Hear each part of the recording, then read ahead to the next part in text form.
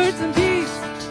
We want all of them to stay for a healthy soil and a healthy life. Say lay, lay, lay, lay, la la lay, lay, lay, lay, la la lay, lay, lay, lay, lay, la la lay, lay, lay, lay, la lay, lay, lay, lay, la la lay, lay, lay, lay, la la lay, lay, lay, lay, lay, la la lay, lay, lay, lay, la lay, lay, lay, lay.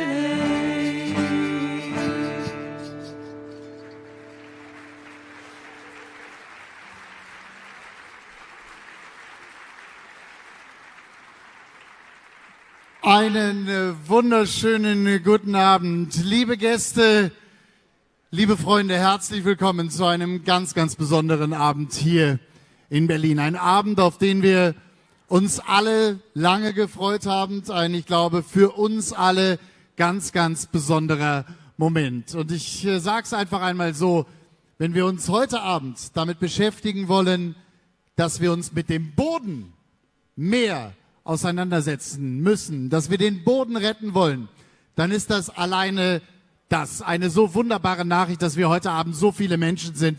Fast 2000 Berlinerinnen und Berliner aus ganz Deutschland, aus ganz Europa angereist. Herzlich willkommen zu Safe Soil. Schön, dass ihr da seid.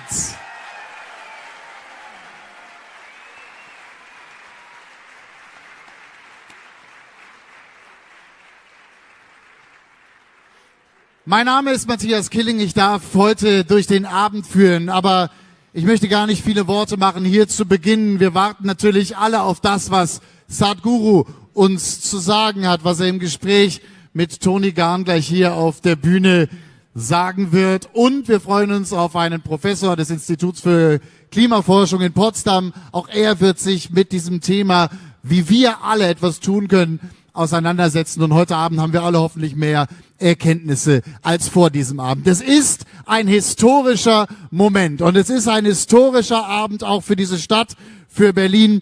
Dass Sadhguru hier ist, ich glaube, alleine das ist noch einmal einen riesengroßen Applaus. Welcome to Berlin, Sadhguru. It's such a pleasure to have you here. So we are so happy.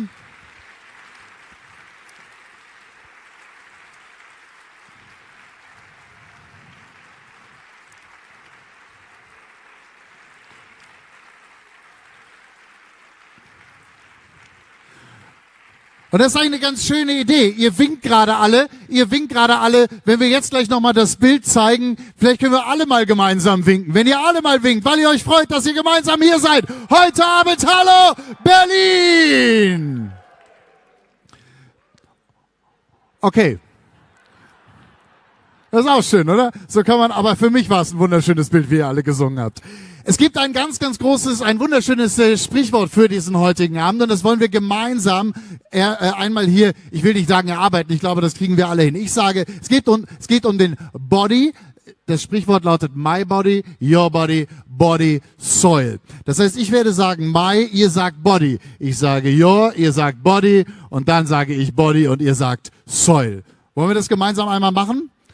Amsterdam hat da vorgelegt. Ich habe das Video gesehen, ich glaube, das kriegen wir aber noch besser hin. Hier in Berlin ist eine große Tournee, auf der Sadhguru ist, eine Reise, über die wir gleich sprechen werden. Aber erst einmal dieser Wahlspruch für den heutigen Abend. Ich sage, my, your, body. Ja, das ist klasse und genau diese Energie wünschen wir uns für den heutigen Abend, für eine Reise, die eine besondere ist. 100 Tage. 30.000 Kilometer auf dem Motorrad. Ist das nicht ein Wahnsinn, oder?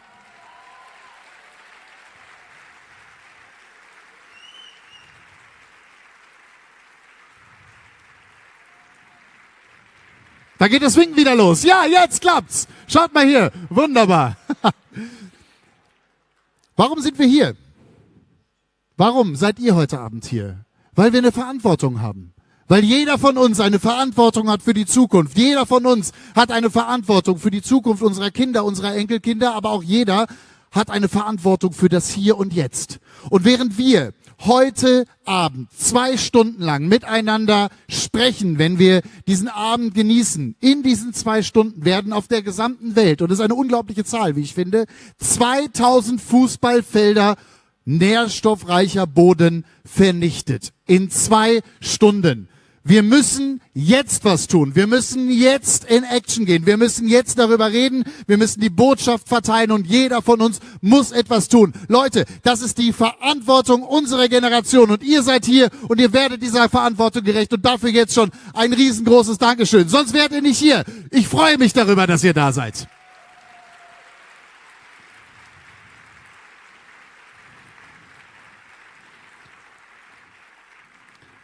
Und jetzt möchte ich gerne, denn Bilder sprechen natürlich viel mehr als 1000 Worte. Die Bilder sprechen lassen. Wir haben ein erstes kleines Video zur Einstimmung für diesen heutigen Abend vorbereitet. Dieser Abend, der uns hoffentlich alle für immer in Erinnerung bleiben wird. Ein Abend, auf den wir uns alle lange gefreut haben. Deswegen sage ich jetzt noch einmal mit euch gemeinsam: My, your body. Und dann Film ab. Darum geht es heute Abend.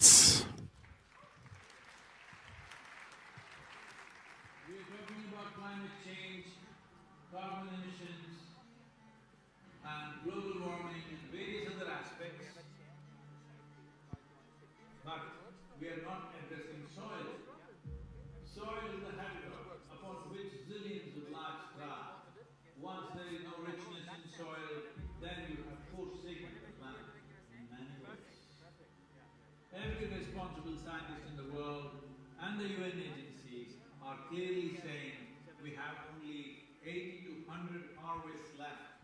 That means approximately 45 to 50 years of agricultural soil left on the planet. By 2045, we will be producing 40% less food than what we are producing right now, and our populations will be 9.3 billion people. The food shortages that could manifest in the next 25 years. The consequences of that is unimaginable. Civil wars will unfold across the world once there is food shortage. What we are facing now is soil extinction. Why is soil becoming extinct? Where is it going away? What is happening to our soil? We must understand, if you add organic content to sand, sand will turn into soil. If you remove all organic content from the soil, soil will become sand. In normal agricultural soil, the minimum organic content should be between 3 to 6%. The most minimum is 3%. At least this minimum to keep the soil alive, to keep the soil as living soil is a must. Agricultural soils across the world, the depletion is so heavy. In most countries, more than 50% of the topsoil is already gone in the last 100 years. The nutrient levels have dropped significantly. The level of micronutrients you would get from your food in early 20th century to what you're getting from the same food now has dropped 90%. If you ate one orange in 1920s, what you got from it? Now, in 2020, if you have to get the same, you will have to eat 8 oranges. This is what we have done to our food. Soil is the biggest ecosystem on the planet, and so few people know anything about it. 1 teaspoon of healthy soil probably contains more microbes than there are people on Earth. The microbial life in the first 12 to 15 inches of topsoil is the basis of our existence. It is this magic beneath our feet which has produced the life that we are. This first 12 to 15 inches of soil is the basis of life for 87% of life on this planet, including you and me. We have to begin to recognize that what we call our soil and the world is a living organism. Open soils, ripped open by plowing, open to sunlight, is the basis of destruction of microbial life. So the focus should be in agriculture, the focus should be on seeing that land is under shade as much as possible. Some kind of shade, grasses, herbs, bushes, trees. Conscious Planet is launching Save Soil movement to bring about a policy change to regenerate soil. As a part of this, I'm 65 and I'm riding 30,000 kilometers, a lone motorcycle journey, 30,000 kilometers across 24 nations to activate support from the citizenry to assure the governments long-term investments will be appreciated. So it's extremely important that soil regeneration is enshrined in the policy of every government on the planet. We must change the narrative on the planet that soil is a wealth, a legacy we have received from previous generations, and we have to pass it on as living soil for future generations. We are in a cusp of time. If we do the right things now, in the next 15 to 25 years, we can significantly turn this situation around and regenerate the soil. But if we allow this to progress like this for another 30 to 40 years, after 40 years, if we attempt this, then it will take 150 to 200 years, because that much loss of biodiversity would have happened. From 21st of March to 100 days, the whole world, every human being on the planet should talk soil. We must hear the word soil, save soil everywhere, to see that the narrative on the planet changes towards the most vital aspect of our life, the soil. Each one of you should reach as many people as you can to make this happen.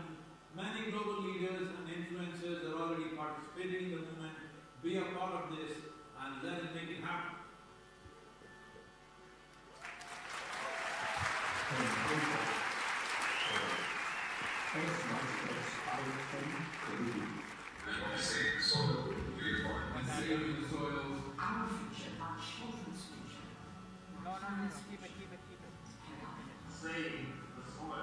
We know what we must do, so let's make it. Let's make it happen. Let's make it happen.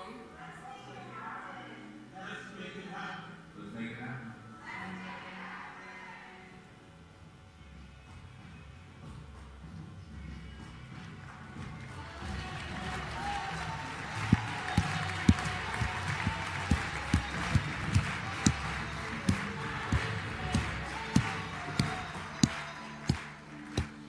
Let us make it happen. Was für ein einfacher Satz, in dem so viel Verantwortung steckt. Und ich weiß nicht, wie es euch geht. Ich habe jetzt, während ich diesen Film gerade noch einmal gesehen habe, viele Gedanken gehabt über Verantwortung. Ich habe aber einen Gedanken gehabt und den würde ich gerne mit euch teilen.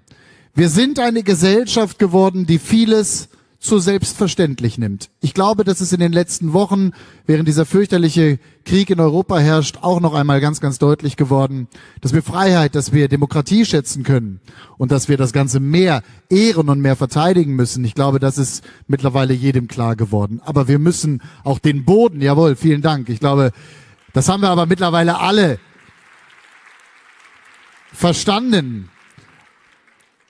Aber wer hat denn bitte wie oft darüber nachgedacht, dass wir den Boden schätzen? Dass wir das schätzen, auf dem wir laufen. 95% unserer Ernährung stammt aus unserem Boden. Und nicht nur das, was wir aus dem Boden essen, sondern was die Tiere genauso essen. Und dann geht ja der Kreislauf erst los. 95%. Das heißt, wir müssen anfangen, und zwar jetzt, den Boden mehr zu schätzen. Deswegen der heutige Abend, deswegen die nächsten 100 Tage, deswegen diese Reise von Sadhguru. Und wir alle werden im Kleinen etwas dafür tun. Wir werden diese Botschaft weitertragen, indem wir es posten, indem wir bei Social Media davon erzählen, indem wir unseren Familien davon erzählen, unseren Freunden davon erzählen. Die wiederum erzählen es weiter. Und wir alle tun vor allem auch eins. Wenn wir in die Natur gehen, wir machen uns mehr Gedanken darüber, den Boden, die Natur, das, was unser Lebenselixier ist, zu schätzen. Ich glaube, da können wir alle etwas tun und wir werden alle gemeinsam etwas tun. Dankeschön dafür.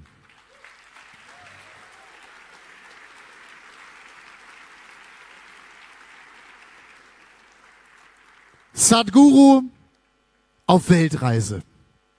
Beeindruckende Zahlen. Ich sage sie noch einmal, 30.000 Kilometer auf dem Motorrad. Das fahren andere in 10 Jahren oder noch länger mit dem Motorrad. Er macht es in 100 Tagen. Und es ist wirklich um die halbe Welt mit einem großartigen, jetzt schon emotionalen Ziel, dann in knapp 96 Tagen in Indien. Aber diese Reise, und er hat es gerade selbst im Video und er wird es heute Abend auch wieder gesagt, hat eben diese Aufgabe, diese Botschaft um die Welt zu tragen. Wie sahen seine letzten 14 Tage aus? Das Ganze startete in der Karibik, ging dann über London, vor 2 Tagen nach Amsterdam und jetzt hier nach Berlin. Auch hier haben wir Bilder für euch vorbereitet. Die Reise von Sadhguru bisher. Bitteschön.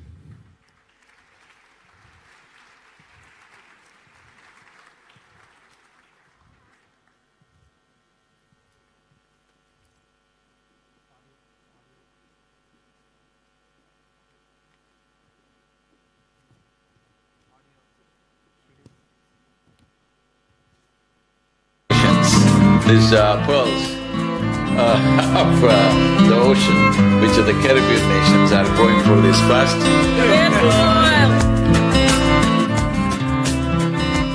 Soil is not a separate subject. If we are interested in health, if we are interested in agriculture, if we are interested in the well-being of the citizens of today and the unborn child of tomorrow, attending to soil right now, attending to the soil biodiversity right now, this is a must-do thing in our life. Soil.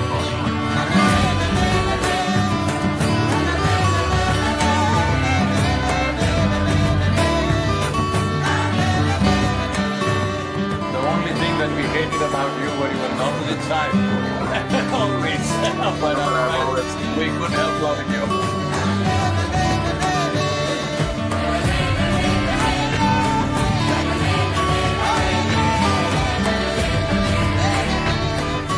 We are at a cusp of time right now. If we act now, if we bring in the policies and start implementing this, in the next 12 to 15 years, we can make a significant turnaround. So this memorandum of understanding that we are signing, it will also bring some technical assistance to the Caribbean region.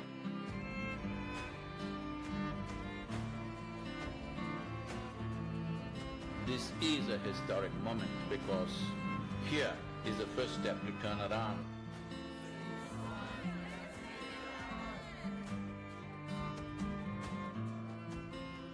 Sadhguru, welcome to the Daily Show.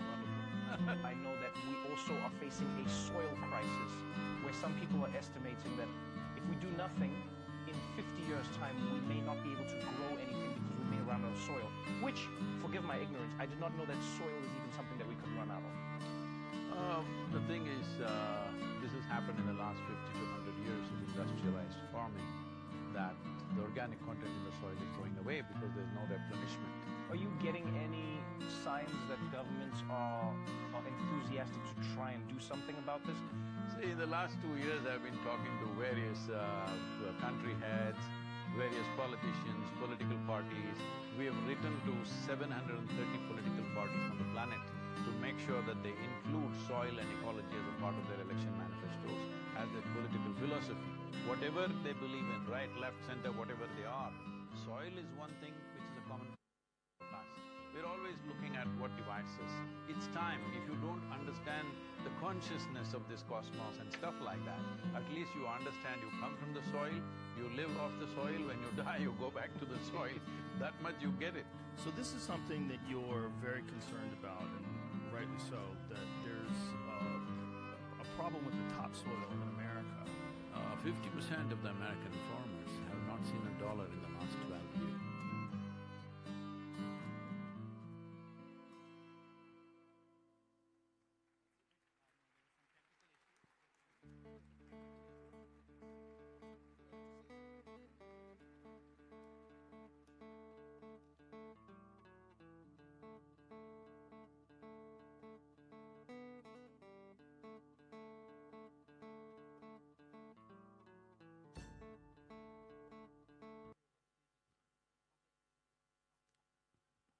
Tja, liebe Leute, so geht's dann auch manchmal. Also man muss sich das so vorstellen. Also erstmal vielen Dank für den Applaus gerade für das Video, der einen kleinen Teil nur gezeigt hat dieser Reise. Eigentlich sollte das Video noch etwas länger gehen, aber ihr habt das gehört, es gab da das eine oder andere kleine technische Problem. Aber, und das glaube ich ist wichtig, wir alle haben einen Eindruck davon bekommen, was passiert, was diese Reise ausgemacht hat, in der Karibik gestartet, über London nach Amsterdam und jetzt hier nach Berlin. Dann in 2 Tagen geht es weiter in Prag. Die ganze Technik reist mit. Insofern, da glaube ich, haben wir Verständnis. Das ist überhaupt kein Problem. Und wir sind ja alle vor allem auch wegen einer Geschichte heute Abend hier. Wir wollen ihn sehen, gemeinsam im Gespräch mit einer wunderbaren Frau. Zuerst 2 Worte zu ihr. Eines der ganz, ganz großen Topmodels. Sie hat für alle großen Marken dieser Welt gearbeitet. Aber das, was noch viel imposanter neben ihrer einzigartigen Karriere auf dem Laufsteg oder für die Fotos ist, das ist vor allem ihr soziales, ihr gesellschaftliches Engagement. Seit 2014 ist sie Botschafterin für Plan International. Sie hat dort eine große Kampagne begleitet. Da ging es um das Thema Rechte von Frauen, Rechte von Mädchen. Und dafür setzt sie sich auch mittlerweile mit der Toni Garrn Stiftung ganz persönlich wirklich in einem großartigen Ausmaß ein. Ich freue mich sehr, dass sie zu uns kommt. Gemeinsam mit ihm. Sein Motorrad steht in der Garage, er ist bereit für die Bühne und jetzt holen wir die beiden hier auf die Bühne. Herzlich willkommen, hier sind Toni Garrn und Sadhguru.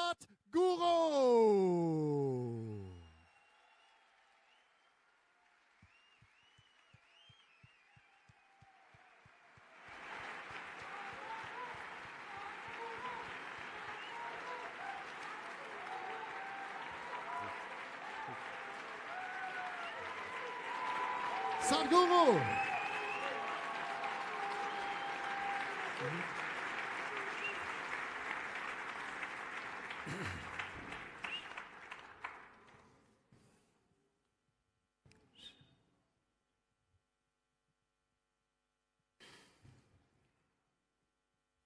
Kalo na janati tava jananam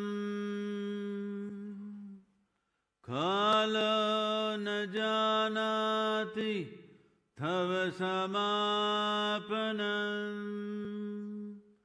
Drushto maya tava mahakaraha Yogeshwara Kala Kala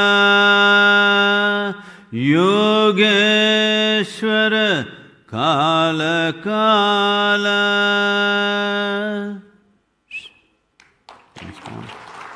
Good evening, everyone. Toni, you're the boss now. I'm the boss. Oh gosh, don't say that. Hello, everyone. Good evening. Sadhguru, welcome to Berlin. Thank you. It is a huge honor of mine to welcome you to Germany, welcome you to Berlin. It is such an honor. I can't believe I'm sitting here. I was asked to do this yesterday, so bear with me, everyone. First of all, I'd like to say thank you for you to go on this incredible journey, spread this very, very, very important message of saving our soil. We all begin as soil, we all end as soil. It is one of the most important messages of our lifetime. I was aware of the issues around soil through some agriculture nerds, I would say, in New York that have always taught me monoculture is a bad thing, biodiversity farming is so, so important. What I was not aware of and what really struck me as crucial and so horrible is the deficiency of nutrients that we're eating in our food now.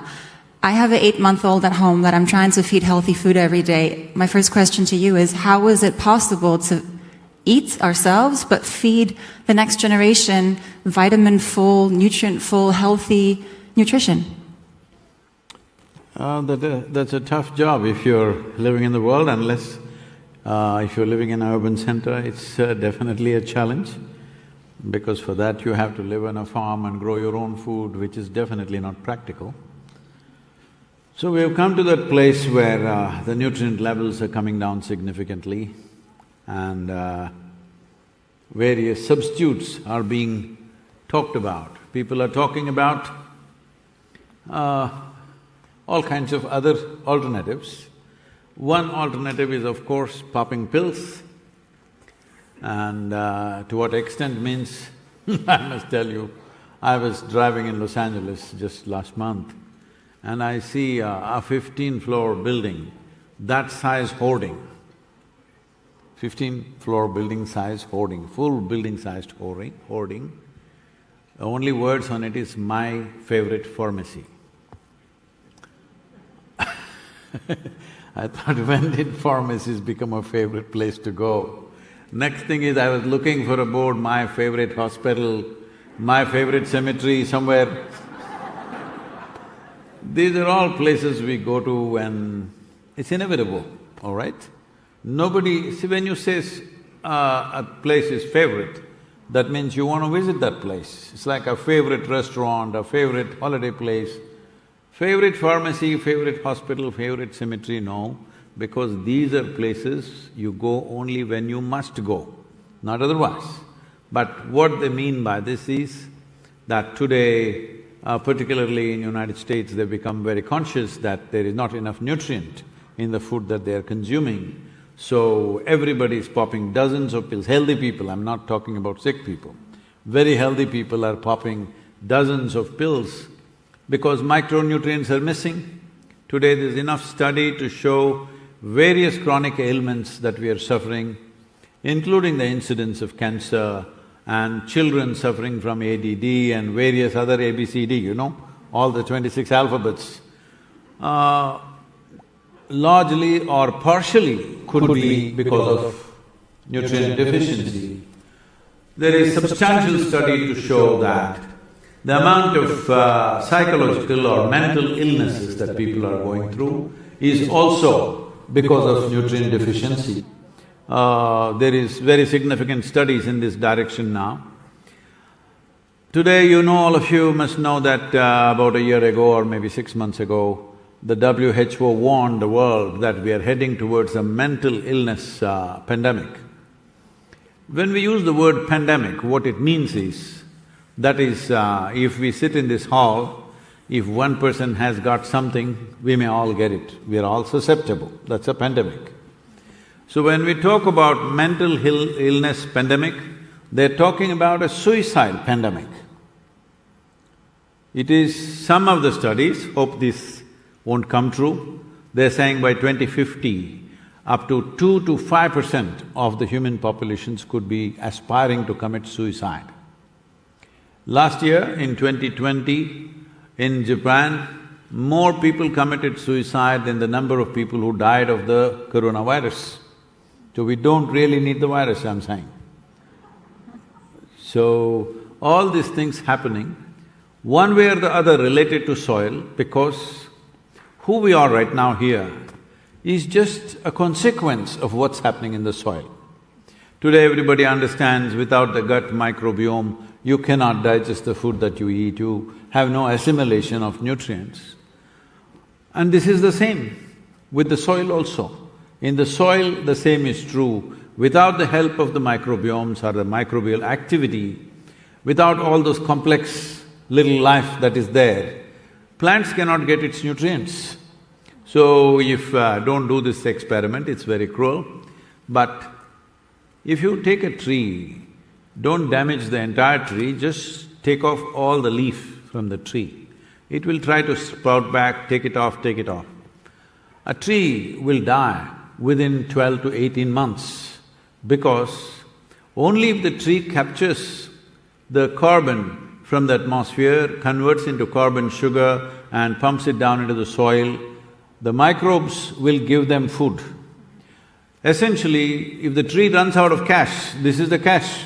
Carbon sugar is the cash with which it buys its food. If you deprive it of its money, then it will die without nutrition.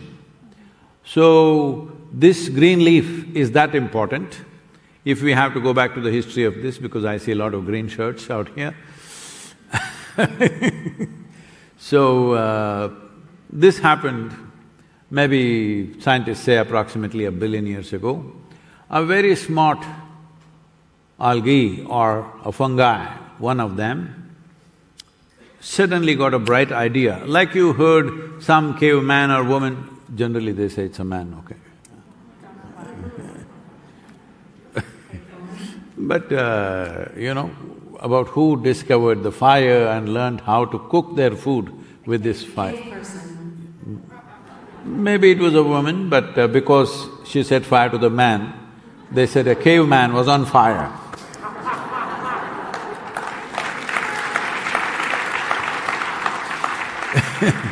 So whichever way, some 15, 20,000 or 100,000 years ago, somebody discovered fire and found out how we could cook our food with fire. Since then, the world has not been the same, all right, for all of us. Similarly, this algae or fungi discovered how to cook its food with solar energy, which is a perpetual energy from the sun. So this phenomena of cooking their food is called photosynthesis. And this is the most phenomenal thing that is happening on the planet. We are all alive only because of that. Because before photosynthesis started, the oxygen content in our atmosphere was just a shade over 1%. Today it is 21%. That's why we are all alive. And all the complex life forms are capable of being alive on this planet only because of the oxygen content in the atmosphere. But if you look back and see, 1,000 years ago, how much photosynthesis was happening on this planet, and today, how much photosynthesis is happening, take a guess. How much drop could have happened? Guess, just guess. A couple 100%, maybe. Couple of 100%. Unfortunately, maybe not that much, I don't know. Let's say a little 30%. 85% drop. Okay, that's is horrible what's enough. happened. 85% drop in photosynthesis has happened. Never before planet has been this bare. All agricultural lands are bare, urban lands are paved. They are plowed, these are paved. This is the main problem. So, everywhere all these, online scientists, or let me call them WhatsApp scientists, they read 2 messages and they become scientists. All these people, if you say carbon, they say, oh, poison. Carbon is not poison. We are all carbon life, hello? We are made of carbon. Every life that you know here, worm, insect, bird, animal, tree, everything is made of carbon. What we call as life itself is a carbon chain or a carbon cycle. In this carbon cycle, the important part of exchange or continuity of this cycle is photosynthesis, and more important part is the soil. If it doesn't go into the soil constantly, we are breaking the carbon chain. If the carbon chain breaks, this means in some way we're dismantling the fundamental life infrastructure. That is what is happening right now. Today we are calling this soil extinction. You heard of dinosaurs going extinct, dodos going extinct? No, we are talking about soil extinction. Soil extinction means the basic infrastructure for life is being dismantled. Horrible. Absolutely horrible. My second question to you was a completely different one. I have a foundation for girls' education in 4 different African countries. We work in Eastern Africa, in Uganda, Rwanda, Burundi, and in the West in Ghana. We enable girls and young women to be able to access education and healthcare. As you can imagine, we're always in the rural areas, by the way. As you can imagine, agriculture plays a huge part. When we ask the girls, how many of your parents is farmers, they all raise their hand. When I ask them how many of you would like to become farmers, they all take their hands down. They would all like to become lawyers, doctors, which is incredible, but my question to you is how can we make it more appealing? It's not very incredible, because if you're a lawyer and I'm a doctor, for you, somebody should be in trouble. For me, somebody should be sick.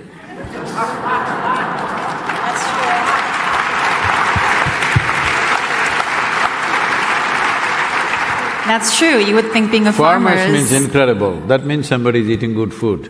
Exactly, and you get to be outside. This is what I'm trying to get at.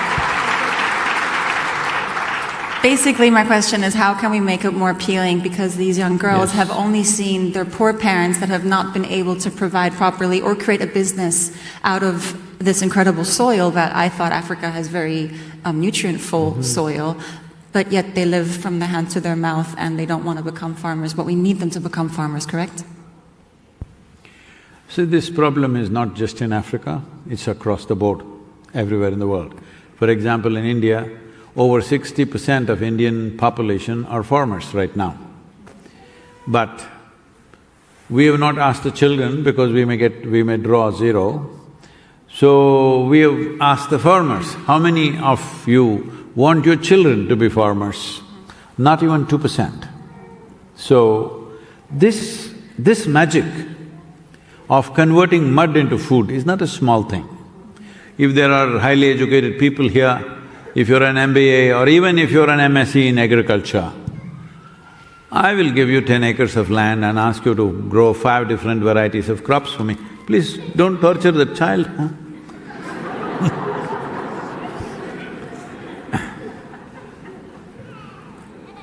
So, if you ask them to grow 5 different varieties of crops, believe me, highly educated people cannot do that because we're taking agriculture for granted because people are functioning out of intrinsic knowledge, which they have gathered from hundreds of generations.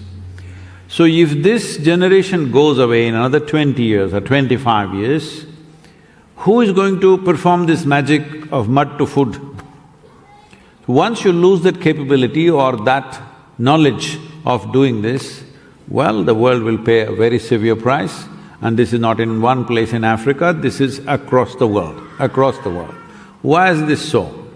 Why this is so is, see, for example, in United States, I'm taking United States as an example because one thing is it's the most affluent nation, another thing is a whole lot of things are better documented there than anywhere else. 50% of the American farmers have not earned a single dollar of profit in the last 12 years, 50%. And the highest suicide rates among any professions in America is among the farmers. Whole families shooting themselves. Because for years on end, if you don't make a dollar, how do you survive? Loans will grow, input costs will grow, then you have no way to survive. The only way is to lose the land. So this is happening in India also, I'm sure it's happening everywhere else. In India in the last 20 years, 300,000 farmers have committed suicide. Everybody says, oh, it's because of the bank loan, it's happened because of this, because of that. I'm asking you, any one of you or all of you, if you were a farmer, you were on the land, whatever loans you have, whatever troubles you have, if not for commercial purpose, even if you could grow food for your own family, would you kill yourself? Hello? Definitely not, isn't it? With Africa, the problem is migration. By 2032, it is expected there will be a migration of 1.2 billion people from across the world to urban centers. In India alone, 220 million people will migrate. Why are people migrating? If there was food on the land, why would they go somewhere? When people migrate in unplanned ways, because the countries that you mentioned, this is a massive problem in southern Europe, where when people drag their wives and children and try to go to another land where they don't know the language, they don't know how to live, how to survive, nothing, simply they're coming. What happens to children and women in this whole journey is most horrendous. And how they get exploited when they come to this new place is unspeakable. Terrible things are happening. Everybody keeps their mouth shut because these people have no identities, they have no ID card, nobody knows who they are, whether they live or die, there is no account of any kind. So this is happening. If you want to prevent this, if we want to stem migration, people who consciously migrate to some other place, it's their choice. But people who are forced to migrate because there is no food to eat in the place they are, that's not a fair thing. Food must always grow where people are, it's very, very important, not somewhere else.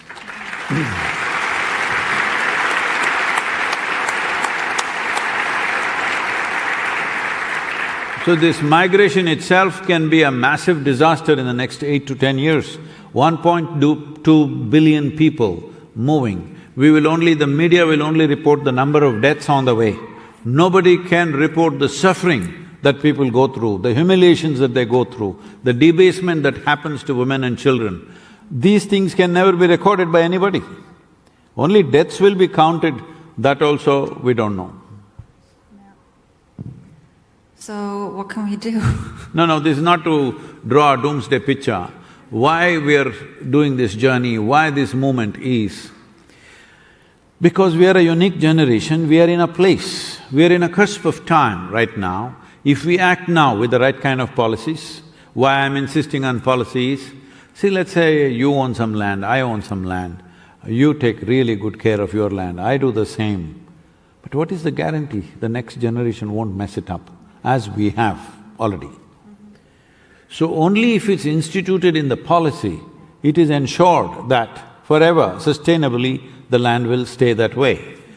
For example, in every city there will be an old part of the city. I do not know much about Berlin, but I'm sure you will know. There'll be old part of the city where homes are built in such a way, wall to wall they're built. Do you have such a segment of Berlin somewhere? I'm new here as well, I believe we do, yeah. So there will be one place everywhere in every city, old cities, where there's no concept of a window in the house. There's only one door to go in and come out. In every city there will be some part like this. Why did this happen? Because there were no laws. But today if you have 10,000 square feet of land in Berlin city, you can't build 10,000 square feet. You can only build 6 or 7,000 square feet, whatever is the law. Some space you have to allow for yourself, your neighbor and all this stuff. If you build more, they will come and demolish it. But if you have 100 acres of agricultural land, you can plow every inch of it, and in 10 years' time you turn it into a desert. Nobody will ask you, why have you done this? Soil is not our property. Soil is a legacy we have received from the past. We must pass it on in its living condition to the future generations. Right now, the soil or the food that we are consuming, everybody, every one of us should be conscious of this. The food that we are consuming is actually not even belonging to the next generation that is already here. It belongs to the unborn child. Eating up the food allotted for the unborn child, in my emotion, feels like a crime against humanity to me. An unborn child who has no way to defend himself or herself, you already eat up their food, when they come there is no food here. This is a real crime against humanity. But that's exactly what we're doing, simply because everybody, last 2 years I've been traveling, 25 years we've been doing this work. Last 2 years particularly I've been traveling and meeting various people, government officials, ministers, variety of people and scientists. What I see is… Change, any success there? Are they open for that Yes, kind of change? what I see is everybody knows what's the problem and everybody knows what's the solution. Everybody says, Sadhguru, yes, it must be done. Then I realized everybody knows the problem, everybody generally knows the solution. They were just waiting for an idiot to bell the cat. Here I am.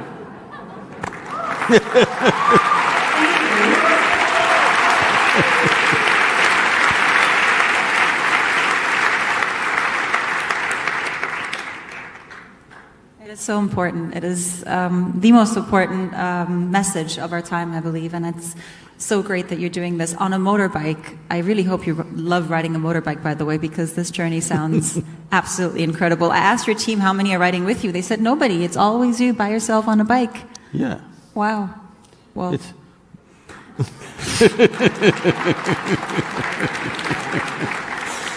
I believe I was told… This part of keeping social distance, Of course, If you ride this is no, all no, we not do. this. Motorcycle, if you ride fast, nobody's around you. Of course, it's so smart.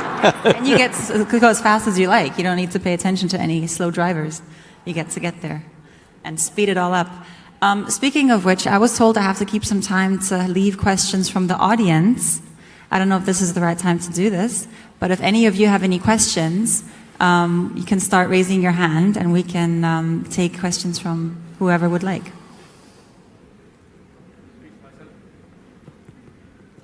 Okay, I'll start with this guy straight ahead. You're being pushed back.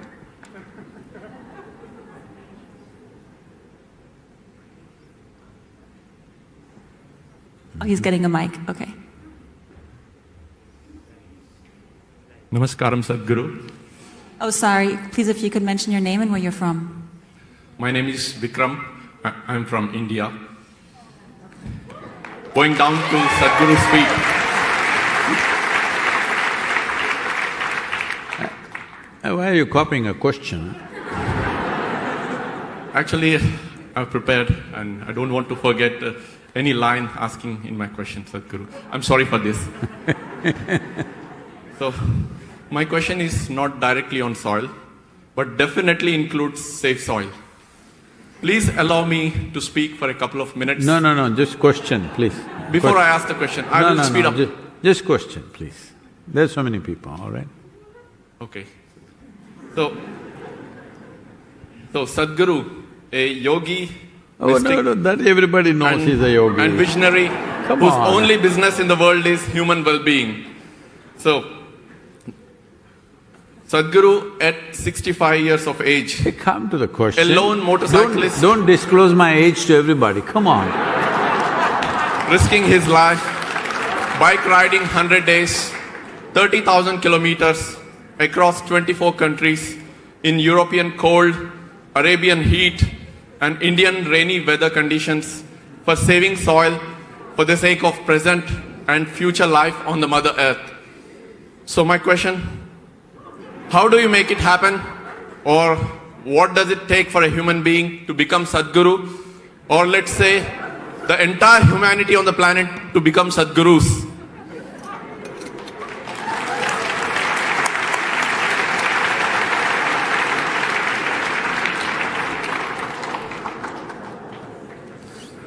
See, we are in a democratic setup in the world, largely.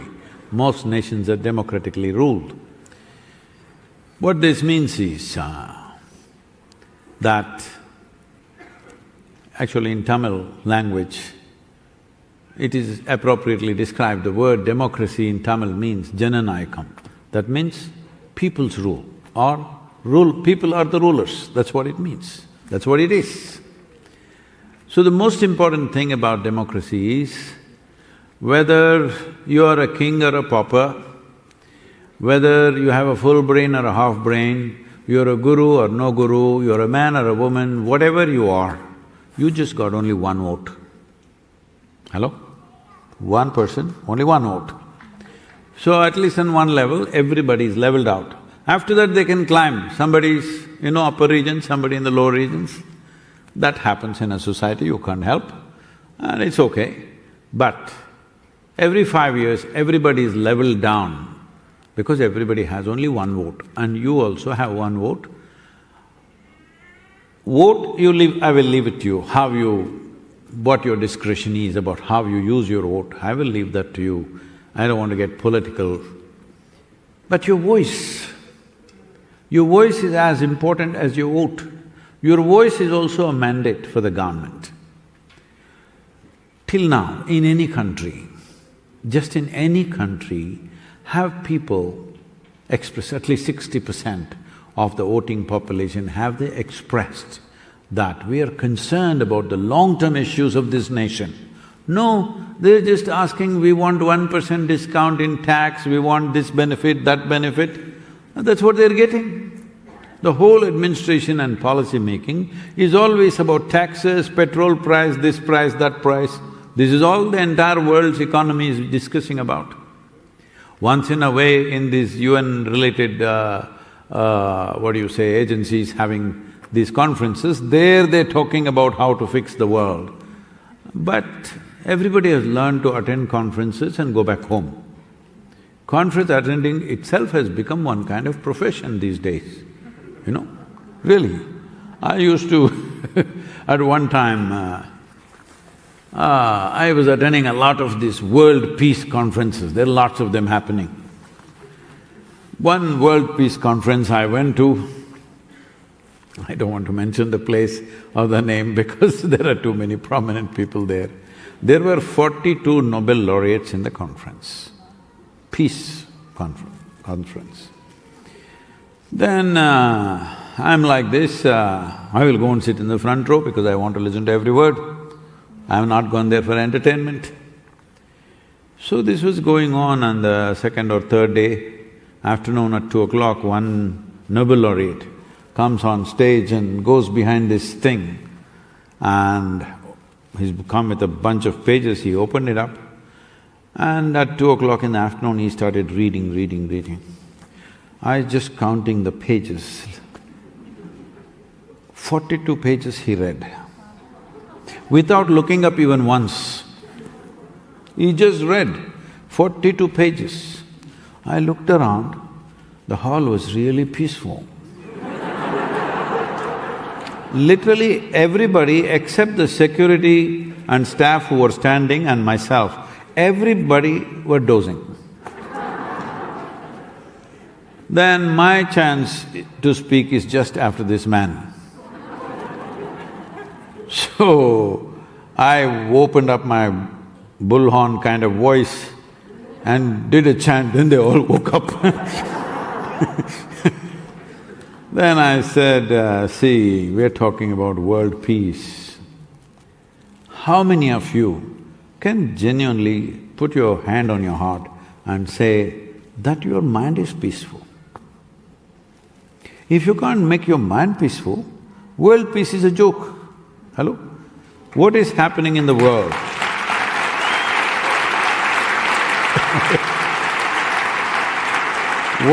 What is happening in the world is just an enlarged manifestation of what's happening in human minds. If human minds were really peaceful, why would the world not be peaceful? They were sincere enough to admit, no, Sadhguru, we are not peaceful. Then first, is it not the thing to address? Because the world is very peaceful if human beings were not here. Isn't it very, very peaceful? And if you're really serious, this is what you should do. And I stopped going to these world peace conferences, I don't know if they're still happening, they must be happening somewhere. Then I realized, then I asked why in the afternoon everybody was, like without exception, everybody was asleep. They said, no, Sadhguru, yesterday evening there was a Bacardi festival. Festival, free drinks were there, so everybody drank and today afternoon they're dozing off in the conference, all right? So, world can become peaceful if everybody gets drunk. World can become peaceful if everybody is drugged out. World can also become peaceful if all of us are just dead. But that is not the way to become peaceful. To be dynamically active, to be involved and still be peaceful. For this, individual people have to become peaceful. Just like that. Now coming to the soil, see the problem with the world is this, when people have to get something, they're all special people. Oh, why I didn't get my share or my rights and everything. When they have to contribute something, they become so small. I'm just a small guy, you know. I must tell you this happened long time ago, in 18th century, this happened. People believed there are other people on the moon. And they decided they want to talk to them. Let's say it's Berlin. They decided we must talk to them, who is there on the moon. How to communicate? They said if all of us come on our rooftops and really shout in one voice, they will hear and let's see what they say. Because moon is just here, right? This happened, a joke inside a joke, okay? Are you all right? Are you all right? Shankaran Pillai went for a job in… Even you know Shankaran Pillai? Shankaran Pillai, you don't know him, I'm introducing. He's a South Indian man, okay? Not a person, he's a man. So he went for a job interview in Bangalore. So the interviewer was looking at various things and then he asked one question. Which is closer, moon or Mumbai? Shankaran Pillai said, moon. He said, how do you say that? How is moon closer than Mumbai? He said, I can see the moon, I can't see Mumbai.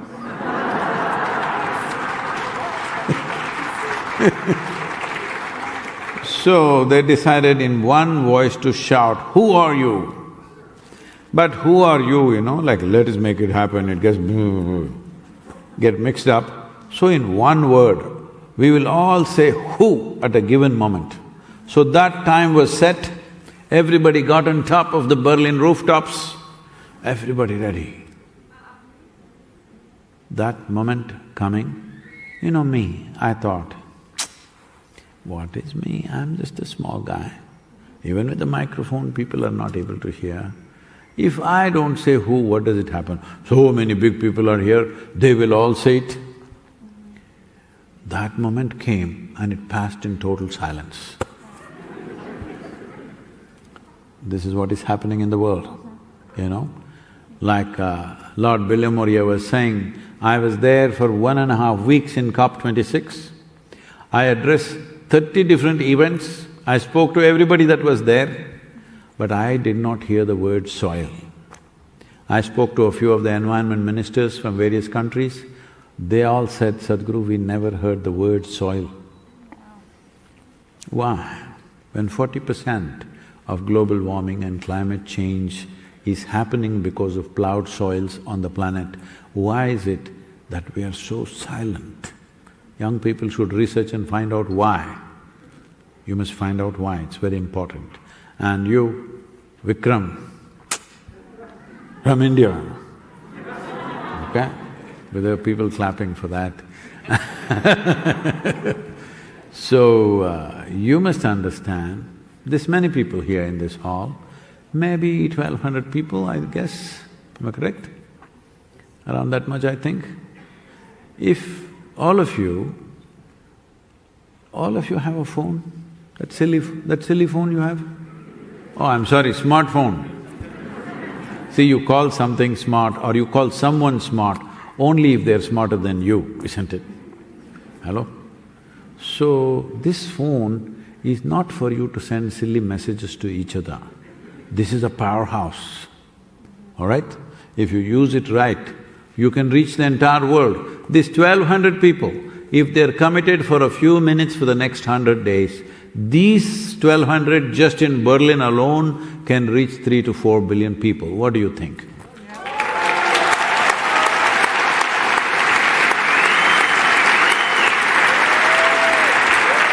But, you know, London people are doing, Delhi people are doing, oh, even in Dubai, 10,000 people will gather. What is it? We are just 1,200 people. Let us go home and suck our thumb or drink Bacardis. then it won't work. This is the only reason why it's not happened, because human beings have not expressed their responsibility. They're acting like because we always they think don't someone belong else here. will do it. Someone else will do it, he'll do it, she'll do it. Children? We always think someone else will do it. I really like that moon story. Yeah. Yeah. Well, let's all get on it and let's all create change and let's all do it. What I really want to know is what did you say after that peace talk when you got up there? What was your peace talk? What were you saying? Do you remember? What did I say on After the Nobel Peace guy spoke with the 42 pages. Do you remember what I he said? asked them, have any one of you, genuinely can you say, your mind is peaceful? They admitted, no, we are not peaceful, because we are worried about the world peace. And hungover. If you're not peaceful, how will you ever make world peaceful? See, if my hands are dirty, the more I touch you, the more you will also become dirty. The best thing is to stay away, isn't it? So if these hands are dirty, first thing is to clean these hands, isn't it? So if this is not peaceful, first thing is to make this one peaceful. No, I want to make you peaceful. This is the problem.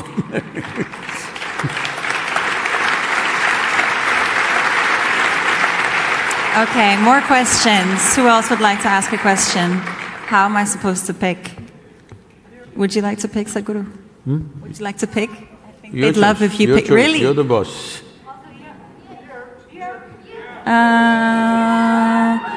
I'll have the lady here in the second row. Hey, whoever does the le jig, they will get it. Exactly. And name and where you're from, please, first. I already picked someone, sorry. What do you think? We should get Toni to do the jig, isn't it?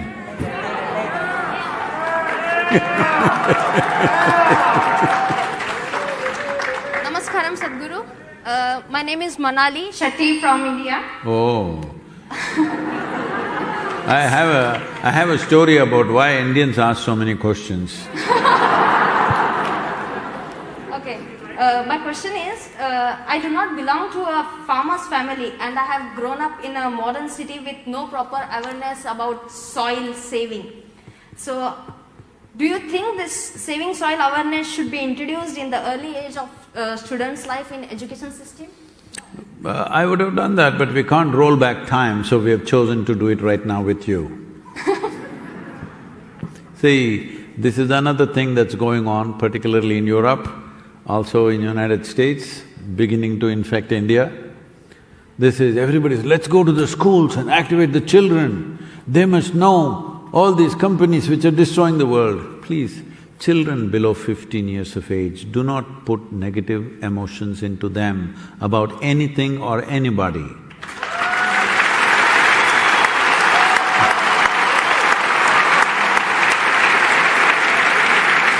Because how a child processes negative emotion is very different from how a mature adult would do. I'm not saying all of you are mature, I'm saying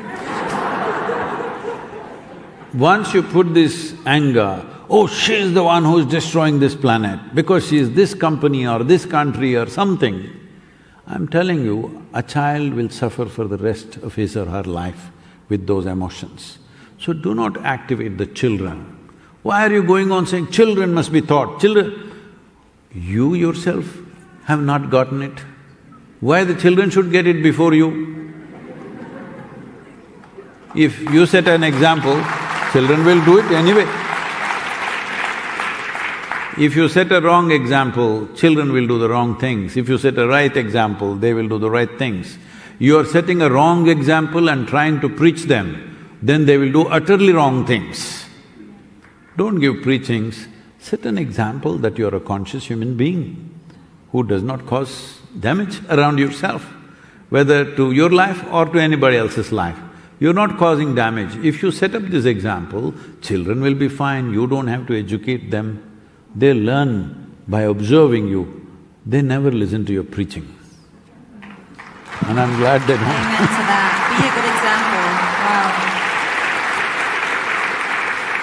Wow, that's so simple but so wise and so deep. Everyone, let's just be good examples and then the rest can follow. Third question.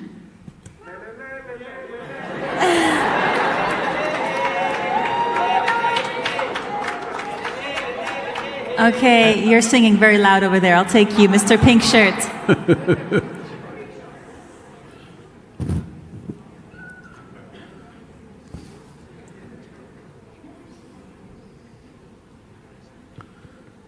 Hello, Sadhguru. Oh, another Indian, huh? Yeah. My name is Igor. I'm from Hamburg, from Germany.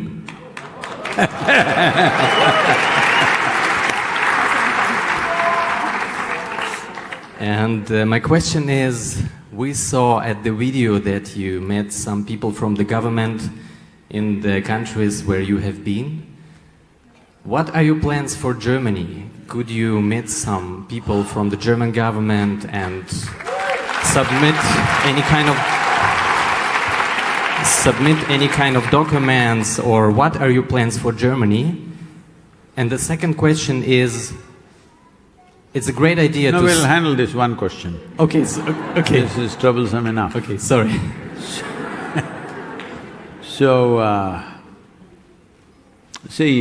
we had planned our route in a certain way that we would have come to northern part of Europe, that's let's say Berlin, in mid-April according to our initial plan. But we changed our route because we were told that this is the time that your parliament, what do you call it? Bundestag. Bundes? Bundestag. Okay, that one. I'm not getting that. Anyway, the parliament is meeting only for these 4 days. So we rejigged the whole route and took the risk of coming to northern Europe and riding through this part of the country or this part of the continent in March, because generally March could be very cold. As we go further east, it could be icy, the roads could be icy. Icy roads and motorcycles are not friendly. you know, they don't like each other. So, because of that we had planned differently. Because of the parliament meeting, we did this. But now, wherever you go, there is almost like an agreement, don't handle anything except the war. It looks like this kind of instructions are even gone to the major media. Nothing but the war must be reported, okay? So, everywhere it's war. This week, the German parliament was… not the German parliament, I'm sorry. The European Union was supposed to announce regenerative agricultural policy. So, in expectation of that, we decided to come at this time. But now they are saying it is postponed by 2 years because of the war. Where do you get in the last 50 years, where has there been a 2-year period when there was no war? Human beings have been constantly fighting with somebody.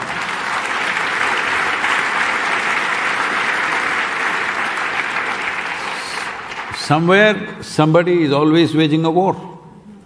So if you postpone it by 2 years, something that is so vital, which you are about to address and now postpone it, it's very disappointing. And now they're saying nobody is available because this is happening tomorrow. We're making an attempt to meet a few lawmakers, but we don't know yet, because today we were supposed to meet some in the afternoon, but they were all asked to stay in the parliament because there's some budget session going on. I understand government business is there, they have to do that. But it's become very difficult to meet any lawmaker because generally everybody is saying it's war. But what are we doing for war here? War is an unfortunate situation. We don't have to make it a global phenomenon. Unfortunately, every few years there's a war somewhere, all right? Not like the soil issue makes war any better. Aren't lots of wars fought as well over soil and over land? Wars are fought on the land, and what damage they cause is another story. We cannot even talk about it. But I feel if the people of Germany, and not only Germany, people of Europe, because it's a European Union policy, if you at least ask them to prepone, maybe because of the war, if you're stuck on so many things, maybe 6 months postponement, okay? 2 years is too bad. Even more so for all of us to speak up. Actually, I had another question. I'm sorry, I'm gonna jump in quickly. We as individuals, we know what we can do. We can spread the word, we can post, we can use our powerhouse smartphones. Us as a society, specifically here in Berlin and Germany, is there something where you say, you guys need to be doing this more or start this? See, the Isha Home School in India, the children there took up this challenge. They have promised me, and they're doing very well right now, they are getting 10 million children across India to write a letter to the Prime Minister. Now, 10 million children, if they write letters to the Prime Minister, you think he's going to ignore that? He will not ignore that, and he cannot ignore that. Because when we did Rally for Rivers, in 29 days of me driving from southern tip of India to Himalayas, in 29 days, I gathered the support of 162 million people. Because of this,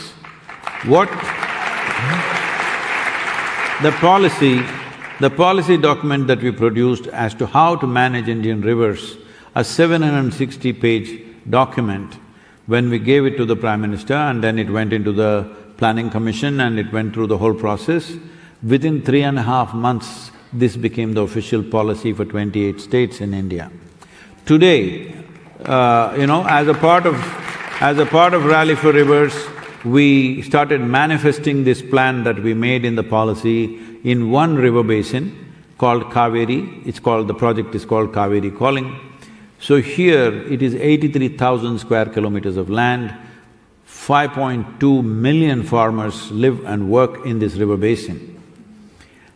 Because of the success of this project, 4 UN agencies are partners with us today, and the government, the central government, seeing the success of this project, on the basis of this project, replicating this project, they made detailed project reports for 13 river basins. And just now, 4 days ago, they announced a budget of $2.5 billion as a budget for these 13 river basins. This is the way policy moves. Well, it took us 7 to 8 years to change certain policies which are restrictive, to remove those rules so that farmers could actually plant trees on their land. And now it took another 5 years before they would allocate a budget. But this is how the government and the machinery of the government moves. But this is a sure thing, because once the government policy, once it is enshrined in the government policy, budget will come, government machinery will start moving in that direction, only then something real will happen. Otherwise, when I say fix the soil, save the soil, you go home and start fixing your garden. Well, that's very cute, but it's not a solution.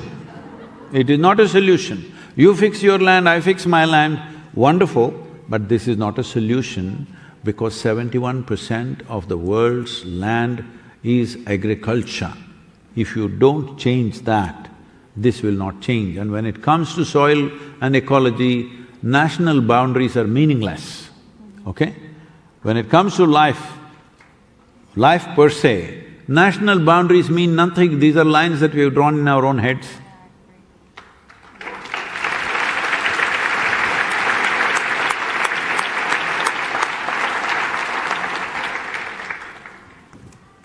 So, who else has a question? So about that question, 1 second, you can all write to your local member of the parliament, or all of you can write to your chancellor, or get children to write to the chancellor. See, in India we need 10 million letters. Here, get 1 million letters to your chancellor. Job will be done. Now we know what to do. Let's all spread that message.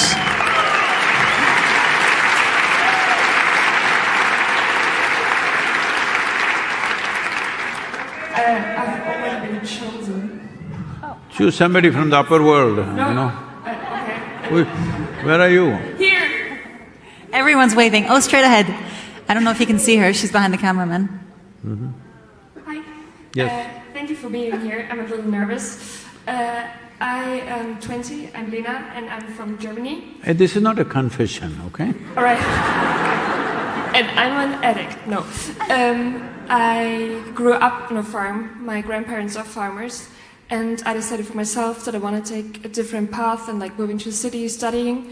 How can I have a healthy life with the nutrients I need, but with the like food I get here in the supermarket, but also not like buying avocados from like, I don't know, 10,000 miles away to get that. How is that possible? How can I keep that balance like in my personal life?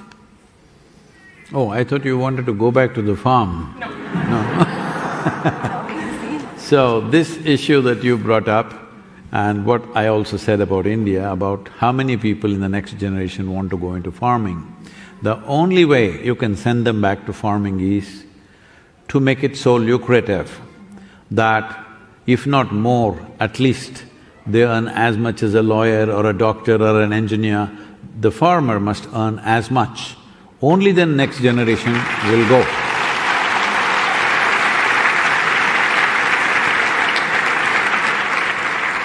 Our 20-year-old magic, she doesn't want to go back, but she wants to eat the best food, but somebody should grow it. Nothing wrong with that, you're a young woman, you can do what you want. But how to get that food?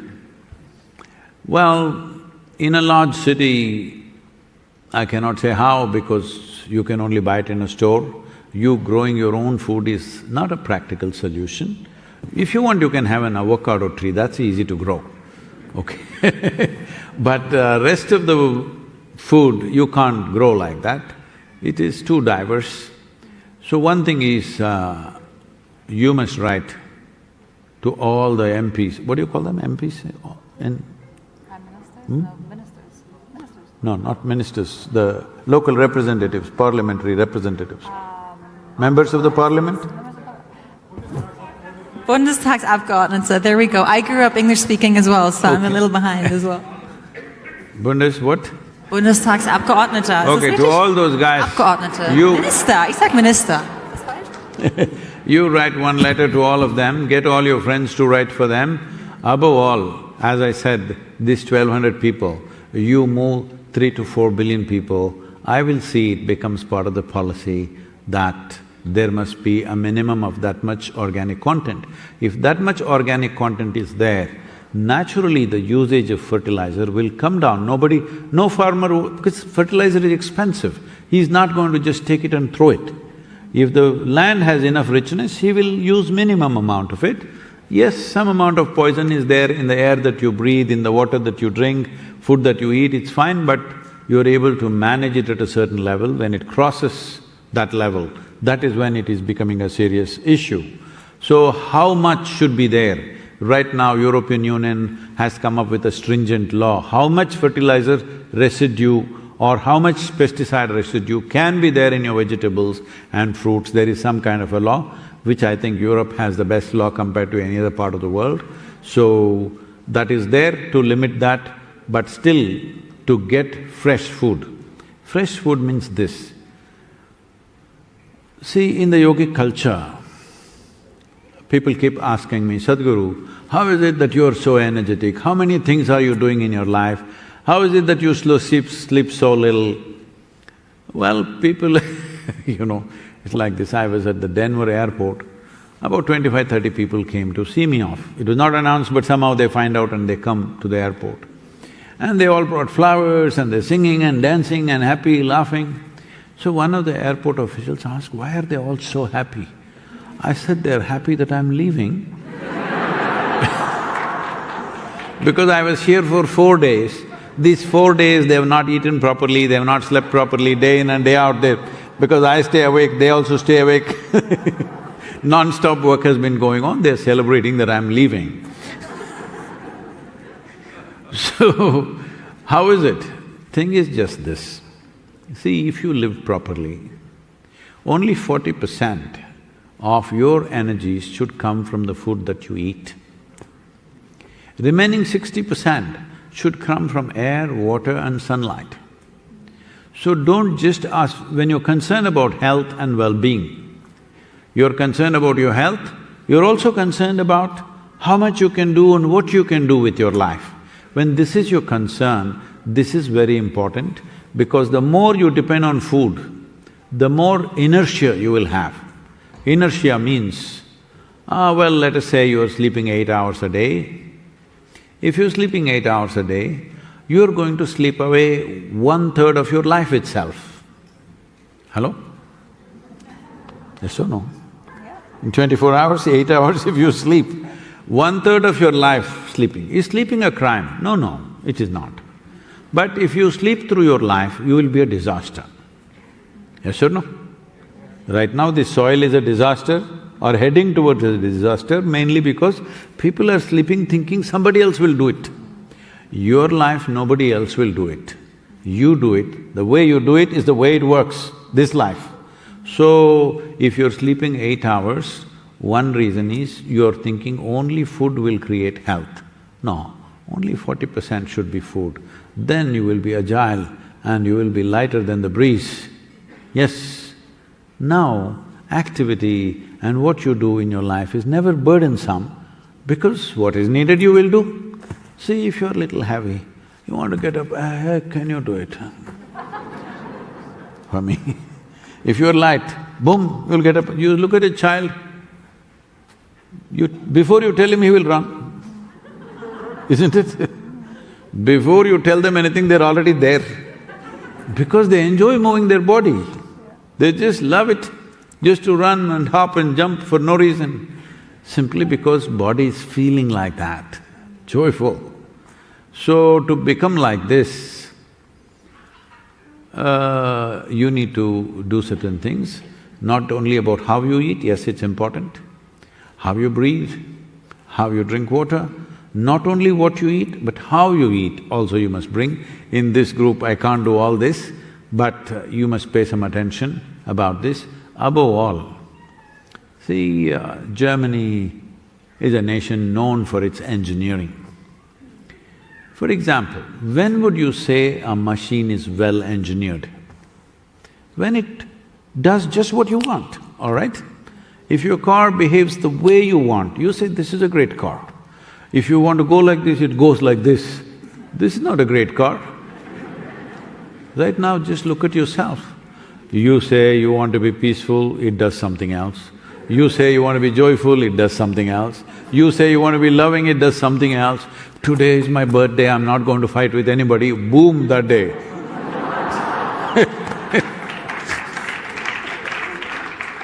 This is because not well engineered. You must do some inner engineering with this. If you do that, whatever kind of food comes to you, you can do wonders out of it.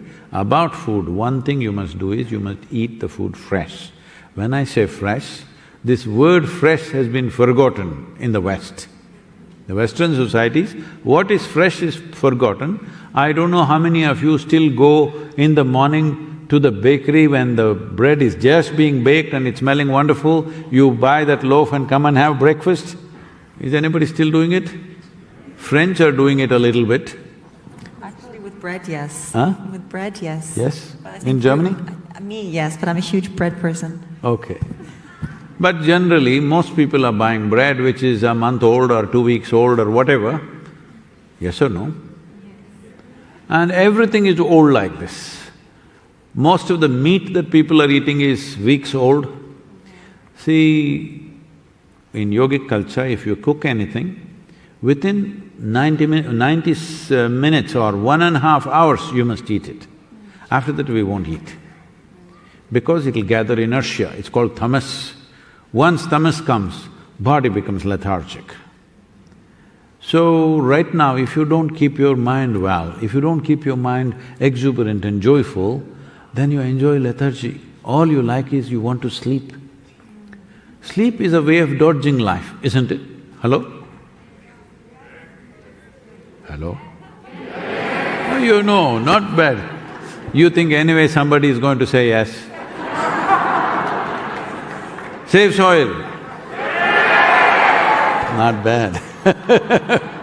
So, from now on, you just have to pay a little attention. There's a lot of material we've put out about food and inner engineering. Please look it up because how you keep this machine. This is the most sophisticated machine on the planet. Do you agree with me? Yes. This machine, have you read the user's manual?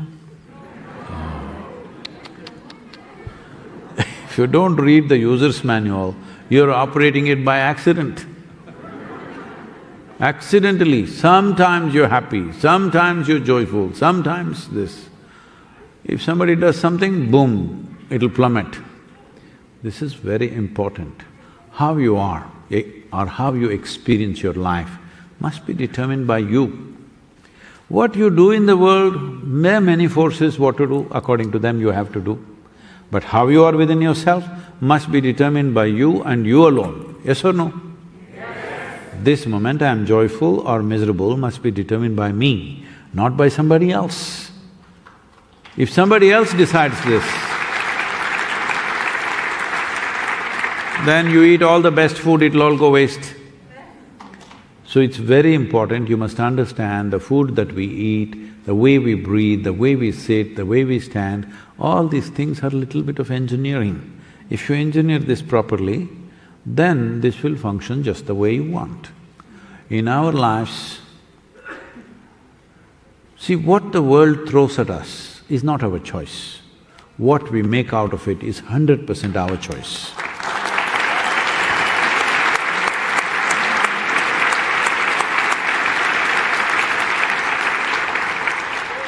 I think we have time for one more question.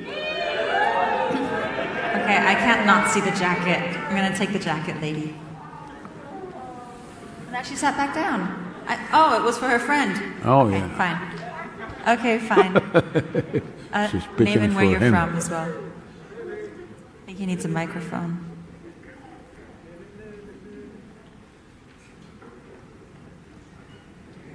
Hey, your partner she's a good campaigner. Give her to me for… give her to me for 100 days, huh? She makes a lot of noise. Yeah. Maybe if you ask, she can come with you on the tour. You will be okay with it? Yes, all right. So, Sadhguru, my name is Mike. I'm originally from Ukraine, and I'm very happy to be here and to listen to you.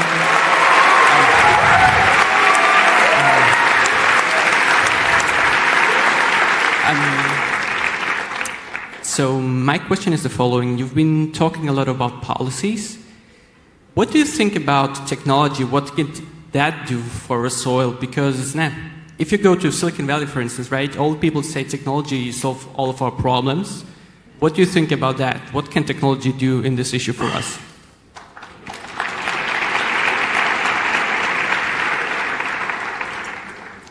See, with technology, because if you want to solve any problem today, especially if it's of a global scale, data becomes very important. Otherwise, we will be wasting our time and energy doing things which are not relevant to a given place. When data is very important, technology becomes very important. Even artificial intelligence becomes very important. I must tell you this. In southern India, this Kaveri calling project, what we are doing, there's a growth-related subsidy attached to the trees. What the farmer has to do is, he has to just take a picture of his tree every year and put it on the website, the government website. Within 10 to 12 hours, money goes straight to his bank account. This is a huge incentive for the farmer, that he doesn't have to go and stand in a line somewhere, he just have to take a picture and put it there. And there is also a digital marketplace that we have set up, where if the tree is 4 or 5 years of age, he can take a picture and auction it on the digital marketplace.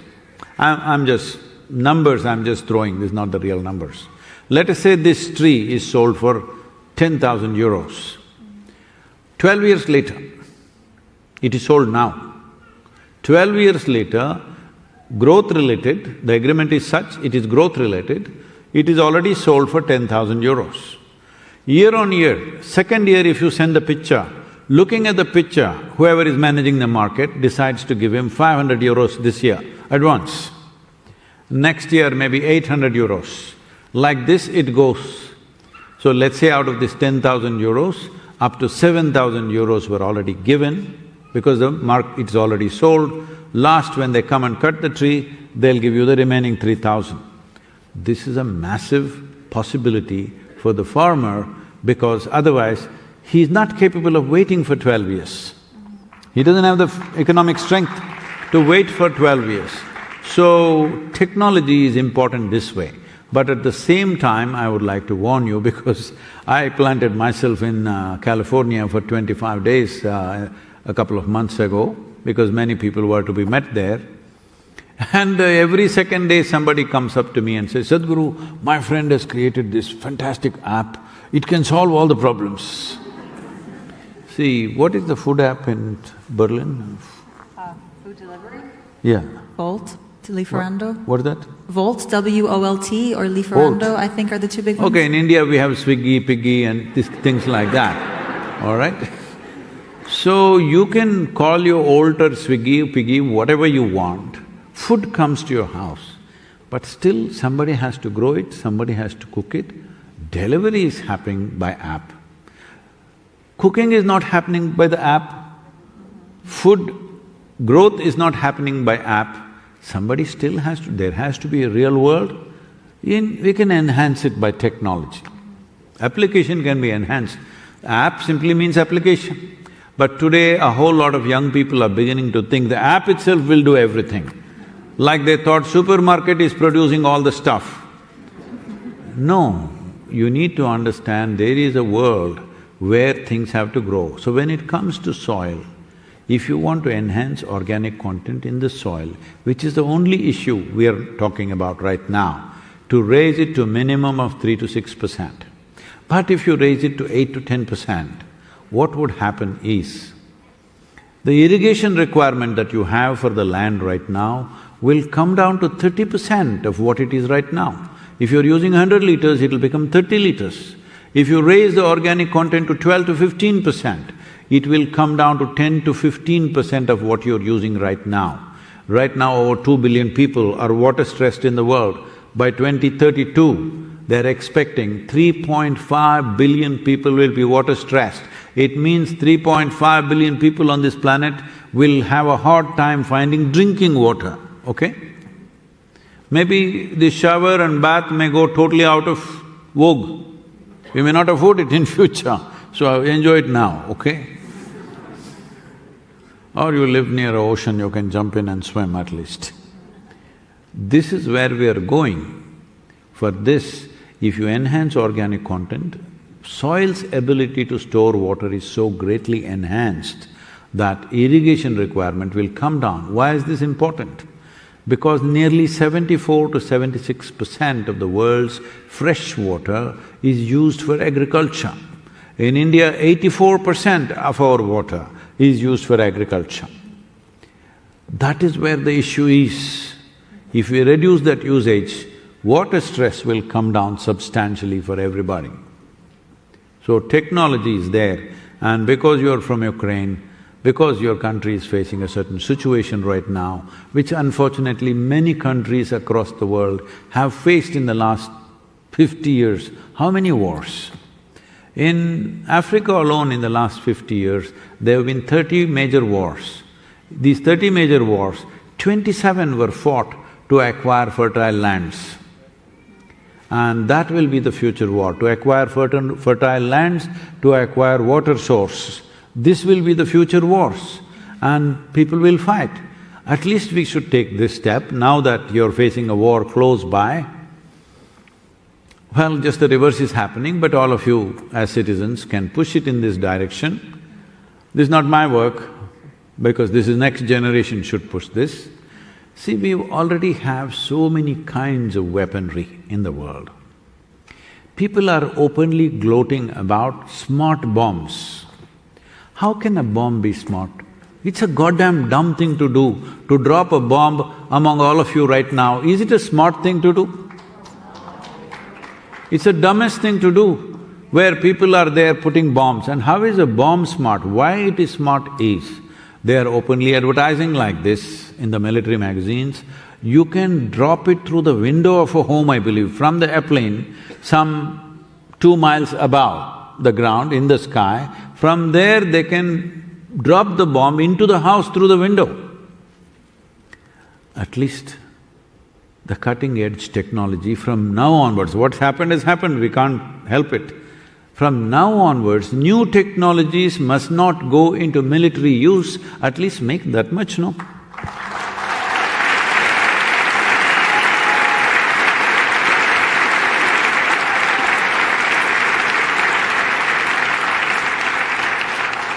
Smarter and smarter ways to kill people. Horrible.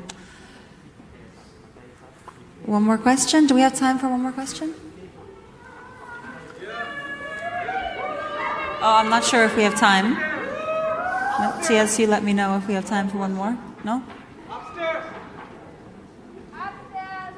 No? Okay, you take over. I'm so sorry for that, but thanks a lot. I know it's a very emotional moment, I think, for the most of us. Guru, thank you so much. I am deeply impressed, and I think everybody of you is deeply impressed as well, right?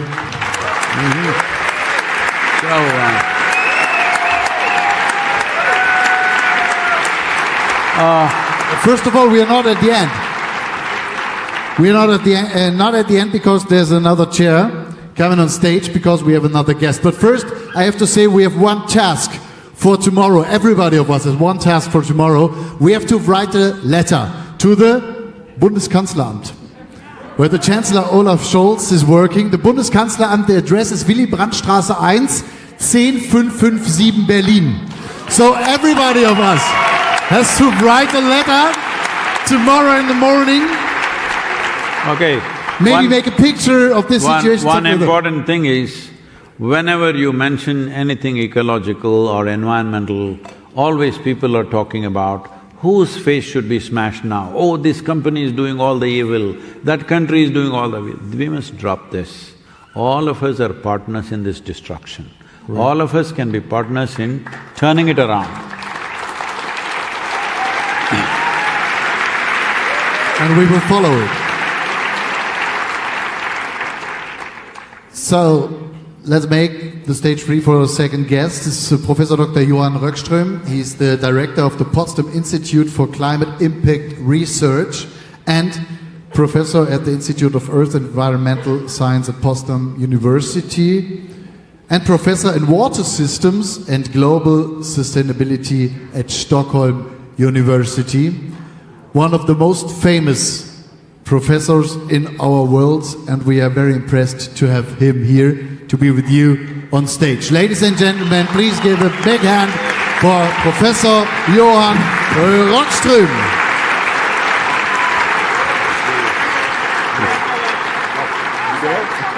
Welcome. Please have a seat.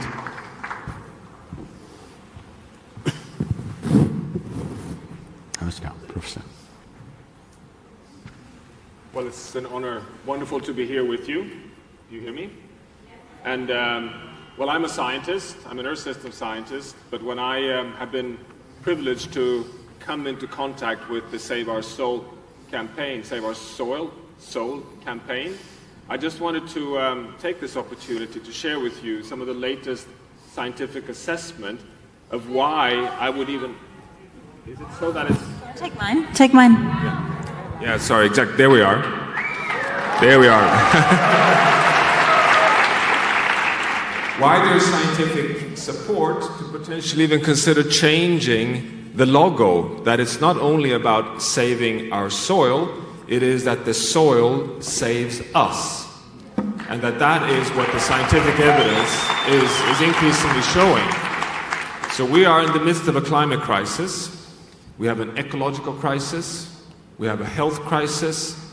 And we have a war crisis. And they're all interacting. And the latest science shows that our only chance for a safe landing on the climate crisis is not only to phase out coal, oil, and natural gas, we also need to secure the health of the soils. And that this is now a precondition for our chance of having a livable future on Earth for all future generations. It's come to that point. In the latest IPCC assessment, the Intergovernmental Panel on Climate Change, that came out just a few months back, the numbers are clear. 56% of our emissions of greenhouse gases are taken up by nature. Half on land, in soils, and the other half in ocean. What is this? Well, this is a proof that our planet is a biogeochemical, resilient machinery that is helping us humans for our future. It's basically providing us with the biggest subsidy to our lives. And what is it that takes up those 25% on land? Well, it's the soil. It is the ability, just as Sadhguru pointed out, of healthy soils having organic matter, soil moisture, rooting systems that provides life on Earth, the photosynthesis that makes all our species on Earth, including Homo sapiens, having any chance of a future. And it's now providing, since 150 years, this phenomenal capacity of just adding more buffering. It is dampening the enormous debt that we've caused and threat that we've caused on planet Earth. How are we doing then to take care of nature, to continue having this service? Well, we're doing really bad. We're doing so bad, so the latest science shows that the richest terrestrial ecosystem on Earth, the Amazon rainforest, has just tipped over from being a carbon sink, taking up carbon in the soils, to now being a carbon source. This is nothing but a nightmare finding. We have more and more scientific evidence that we now need to halt all forms of expansion of agriculture because soil that we now manage to produce food for infrastructure, for cities, is a major emitter of greenhouse gases. In fact, it's the single largest emitter of greenhouse gases. So the only reason that soil is helping us is the intact nature. So we are doing really bad job on the soil that we're managing to produce food primarily, but also for grazing lands. And we have our last chance is really to safeguard intact nature, but also, of course, doing what you, Sadhguru, are such a strong ambassador for, to become clever stewards of the soil that we manage. to have good food for humans, but also to invest in management practices that builds carbon, that builds more moisture in the soils, that gives us more healthy food production. And the good news is we know how to do it. It's just amazing that we're not investing in the biggest opportunity we have, namely to restore health of soils. So the soil is today on a pathway towards undermining livability on Earth, but it's also potentially the biggest opportunity we have to shift the dial and move in the right direction. So I really applaud you in this not only saving soil, but the Soil Save Us campaign.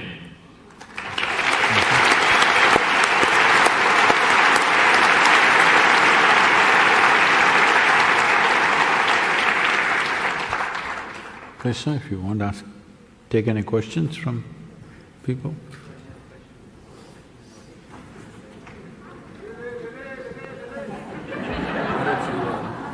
We'll just continue with questions.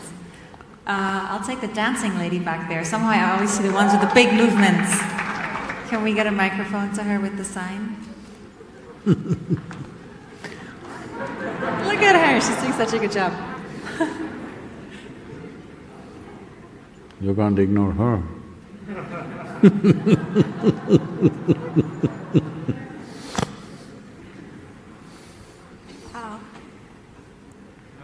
Test, test. Oh, okay. Hello, everyone. My name is Susan. My confession is I'm from Germany and also India. So my question is, if we together can have a global rule or implement a global rule, what does it contain? What would you put into that global law or rule?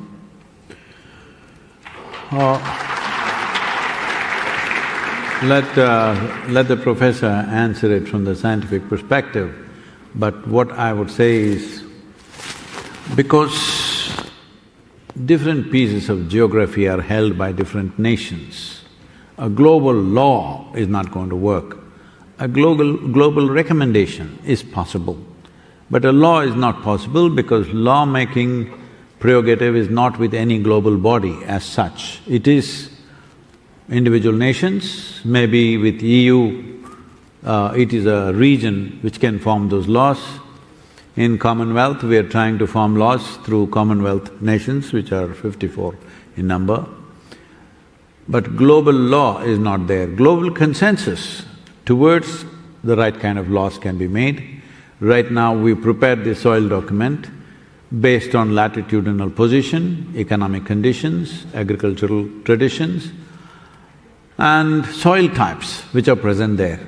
These aspects are very important to make any law. You can't just make one prescription for everybody because it may not be implementable in many parts of the world, either because of economic conditions or agricultural traditions being in a certain way, or soil types may need different kind of treatment. So, there is no global law. Global consensus we can arrive at. Minimum 3 to 6% organic content should be there. How is individual nations should work out according to their realities, this is my opinion. Please, sir.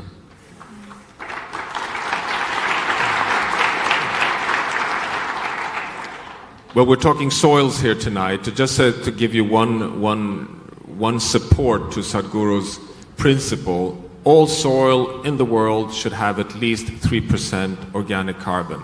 That is what gives life, it gives carbon sequestration, it gives moisture, it gives good food production. An average African soil has 0.3%. It's been degraded to a point which explains why we have on average 1 ton per hectare on food crops, on millet, sorghum, maize, across most parts of sub-Saharan Africa. Can you imagine if you would go from 0.3 to 3%? In Africa, you would help the climate, you would help African development, you would secure food health, you would get rid of malnutrition, and you would move towards a positive development. Ukraine has the world's richest soil. The famous black cotton soils in Ukraine, the breadbasket of large parts of the world. 85% of the grain imported to Egypt at the moment of the Arab Spring came from Ukraine and Russia. You may know that when the people took to the streets in Ukraine during the Arab Spring, the slogan was bread, freedom, dignity. Bread, freedom, dignity. Because the food prices had gone skyrocketing. Why? Because of forest fires that put a ban on exports on grain from Russia and Ukraine, and droughts in Australia, attributed to climate change caused by us humans.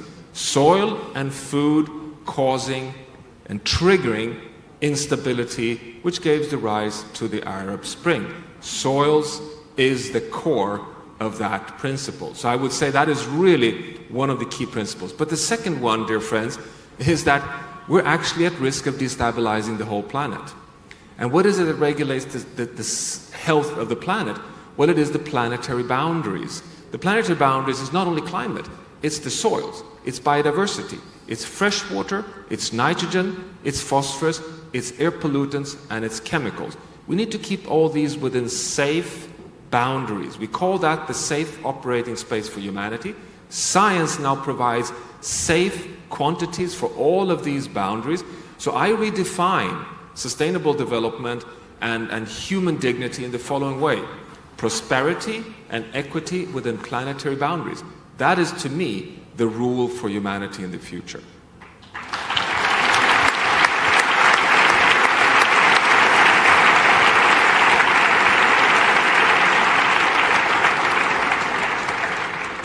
Okay, last question. Now everyone got a poster and is dancing. Very smart, you guys. Okay, I'll go with the very tall standing lady over there. Yeah, you. Just stay standing so they find you.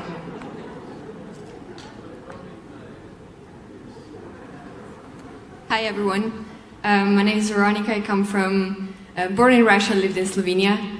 My question to you was, we here now talk about the government and the population, I mean the civilians, but businesses play also a huge role in this circle.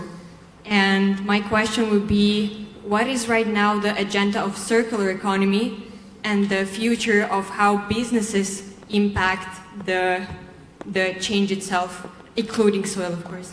Thank you.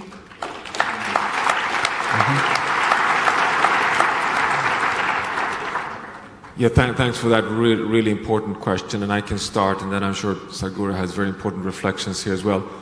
I would like to say that in general, unfortunately, businesses have not understood to be stewards of soils, unfortunately. They've come a long way on climate, and climate is translated to carbon dioxide, and carbon dioxide is translated only to oil, coal, and natural gas. And we should actually, in a way, almost celebrate that companies, businesses have come a long way to understand that circular economic business models to phase out fossil fuels is really happening. And Germany is actually a country that is really committed to land a net zero German welfare economy by 2045, and I applaud Germany for that, and I think Germany will succeed. But the problem is that we haven't recognized that it's equally important to do the same thing on soils. And we need to have that part integrated into all business as well. And you have a little handful of companies doing it, and I won't list them here, but there are a few important food companies that are starting to recognize that they need to have circular economic models, both for fresh water, for soil, and for biodiversity. But there are so few. This is why your leadership, Sadhguru, and this campaign is so important. Because again, the only safe landing we have is to get the soils on board.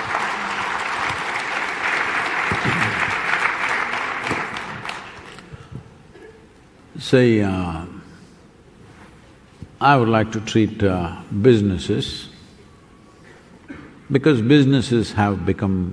many businesses have become almost as large as nations. They're like small nations by themselves. Corporates have become that large. So a business institution or a company is also like an individual. They can make a difference, their footprint is way bigger than an individual person, but still, how much a person is willing to do consciously? If every one of us consciously dealt with this, it would have been a different affair, but that's not happened. So now expecting businesses to turn around by themselves is not the way. I feel policy is very important, because a business which works within the policy framework, we must let them be, whatever they're doing. Otherwise, if you are a law-abiding citizen, nobody should mess with you in this country, that's how it should be.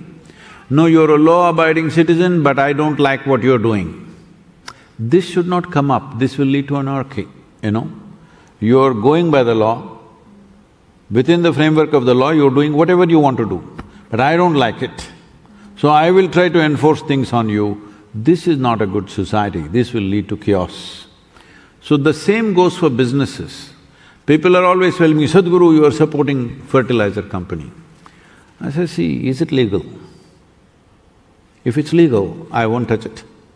If it's illegal, if they're doing something beyond the law of the nation, then we will talk about it. If they're within the framework of the law, we must talk to the lawmakers, if the law itself is wrong, to change the framework of the law, rather than people who are playing within that field, accusing them of something and expecting them to be sages and saints. No, businesses are there to make profit. They must make profit because all the investors are demanding profit. Will you invest in a company? You can give as much advice as you want. Will you invest in a company which does great things but doesn't make profit? No, isn't it? So leave it at that. Business is a business house, it is supposed to make profit, but within the framework of law. If the framework of law is loose and allowing the business to cause damage, then you must address the law, not the business.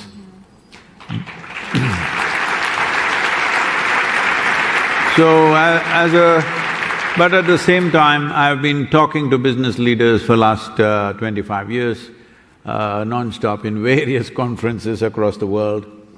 What I see is there is a phenomenal shift in the way business leaders are thinking. I've personally, worked with a few of them and they have quietly changed their businesses in such a way that it is far more eco-friendly than what it was 20, 30 years ago.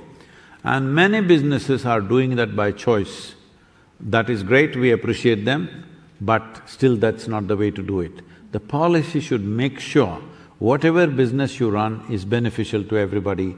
That is the business of the policy makers. It is very important policy makers should plug all those holes which allows business to exploit that.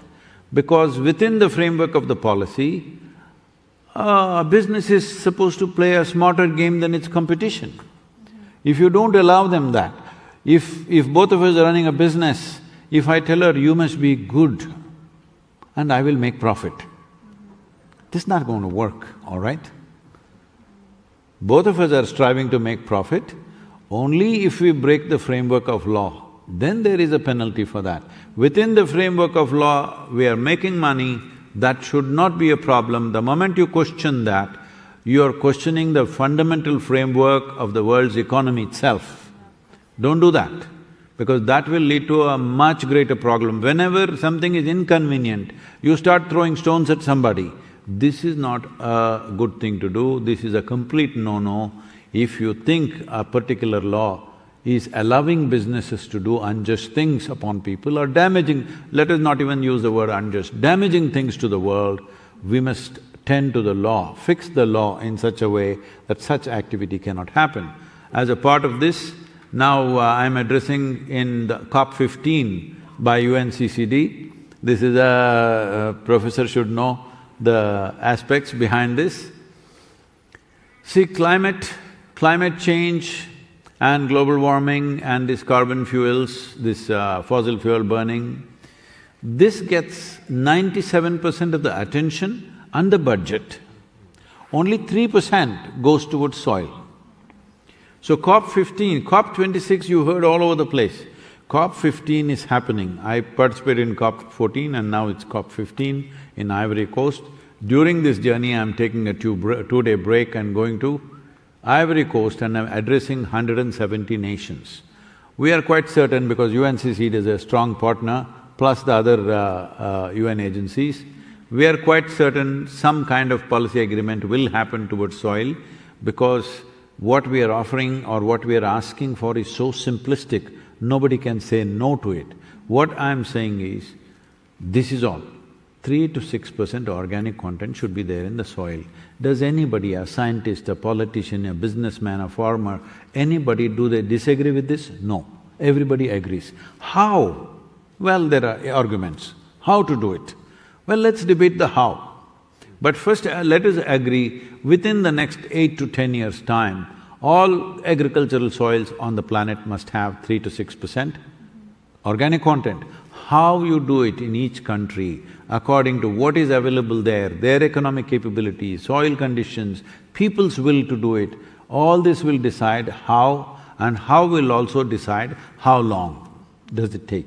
I feel well-to-do nations should be able to do it in 6 to 8 years comfortably. Poorer nations should be able to do it in 15 years. Very poor nations who have no means at all should be able to do it in 20 years' time. It's very much possible this plan can be drawn up. If this plan is drawn up, execution will happen at different paces in different nations, but the world should start moving towards 3 to 6% organic content. As Professor said, 0.3% in Africa, less than 0.5% in 62% of India's lands, okay? With 1.3 billion population, what is our plan if we go like this? So this is a global issue, this is not an individual nation's issue. So it has to be addressed globally by intention. By consensus, we must arrive at the intention. This minimum must happen everywhere. How? Let each nation arrive at it by themselves, because we cannot dictate how somebody should do their agriculture. There are many aspects attached to it. I have a question for… the microphone is off. Oh, no, it's on. I have a quick question. Does either of you know the percentage of organic content on German soil? No, I cannot say exactly, but it's probably somewhere around 2 to 3%.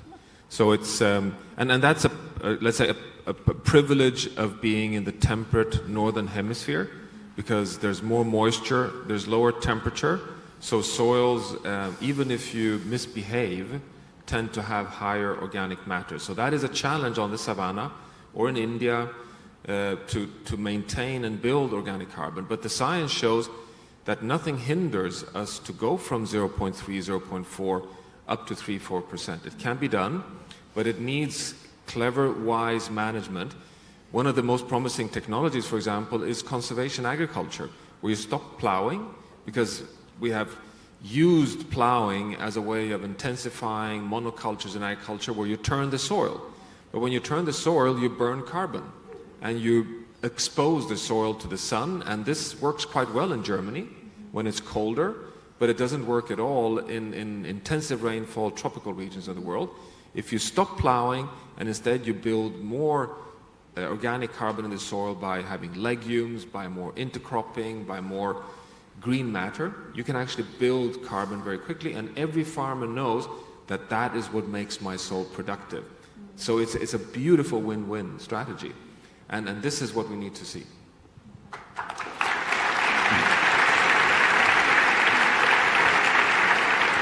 And while I'm at it, just to share with you the power of what Sadhguru just said. So soils, even if we've mismanaged them, contains 3 times more carbon just in the first 1 meter than the atmosphere.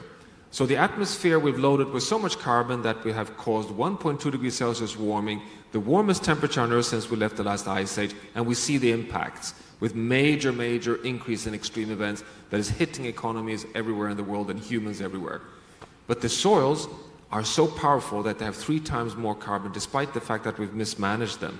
If we would go down the route that Sadhguru suggests, we would pick out roughly 1 billion tons of carbon per year, and we globally emit 9. So more than 10% of the solution would be provided by managing the soils. and we win through better productivity of the soil for food.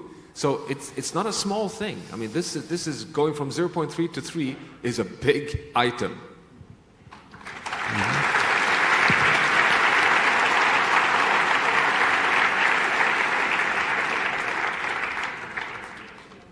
Now already people have been above on the chair, you need to go higher.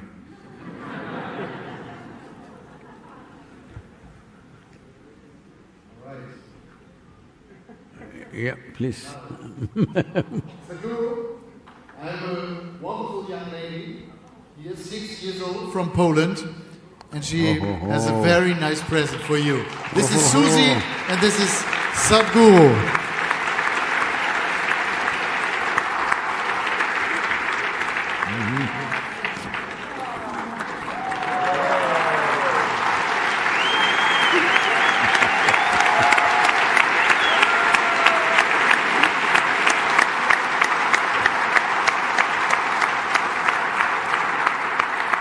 What did it say?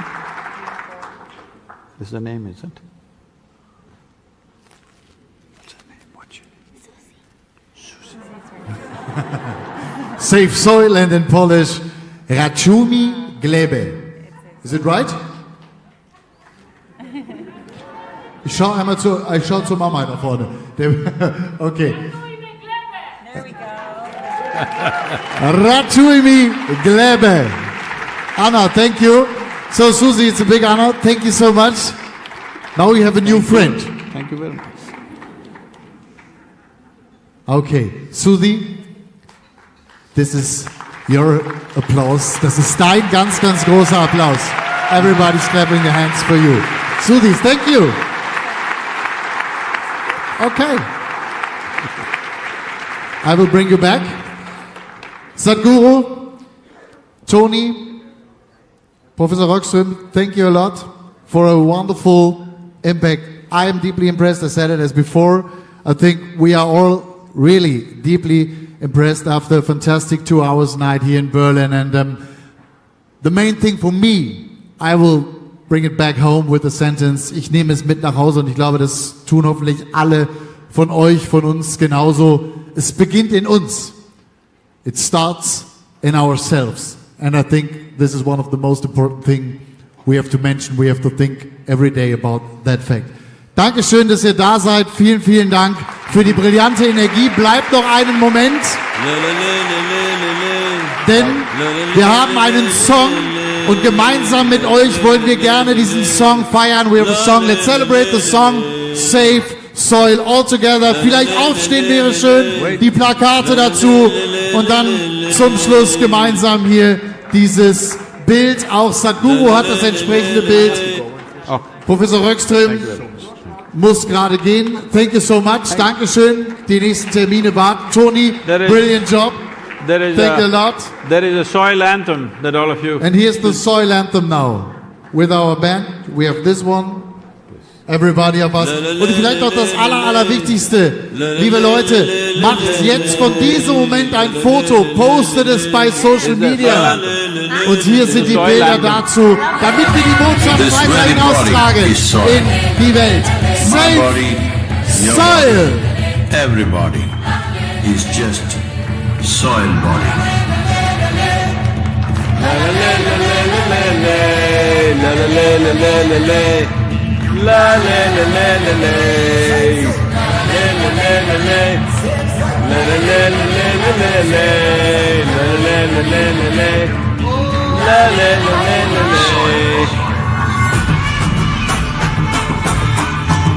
Hey, you must do this now. You must do the jig.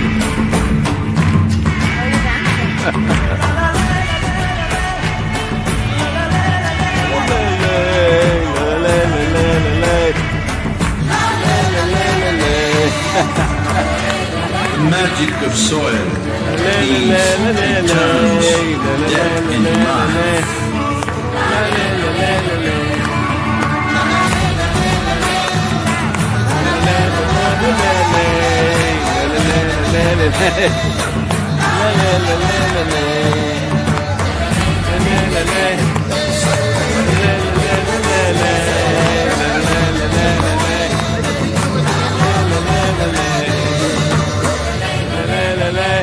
Depleted soils will not quench the fire of hunger. Unquenched hunger can burn the very world. This is a generational responsibility. Save soil. Let's make it happen.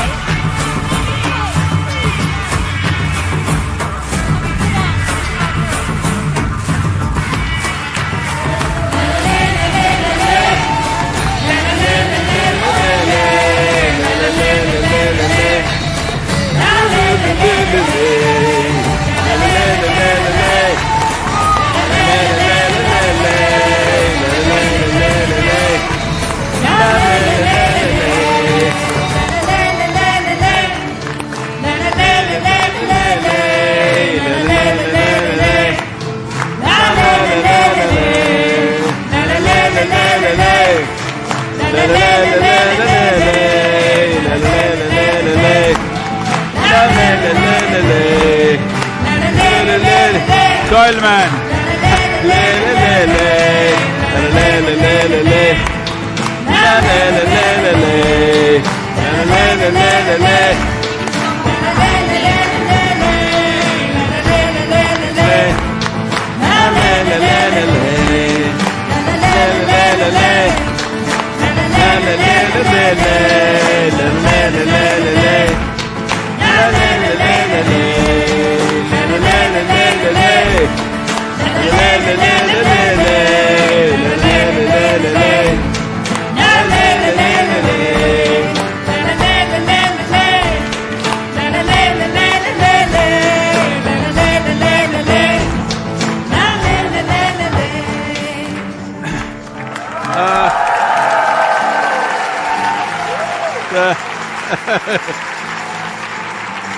The next 100 days, next 100 days, every day, at least 10 to 15 minutes, dedicate your time to enhance the message. As you promised these 1200 people, just yourself, without other cities, you must touch 3 to 4 billion people. Hello? These phones, these instruments that you have in your hand, these are not just taking shots of your own mug, okay, all right? These are powerful instruments. If you use it right, you can change the world. This is the first time that such an opportunity is there with humanity. Just, let's say, 50 years ago or even 25 years ago, we could never talk to the world. This is the first time. Many great beings have come, but when they spoke, hardly 10 people heard. This is the first time every one of us can speak to the world. When we have this means, when we have these technologies, and when we have the capability, if we don't do something that is so significant for us and for future generations, it shows that we just don't care enough.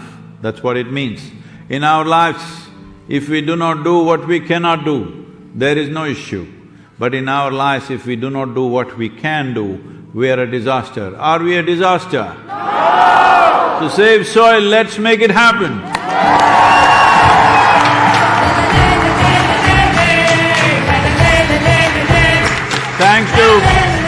Thanks to Toni, Professor, and our…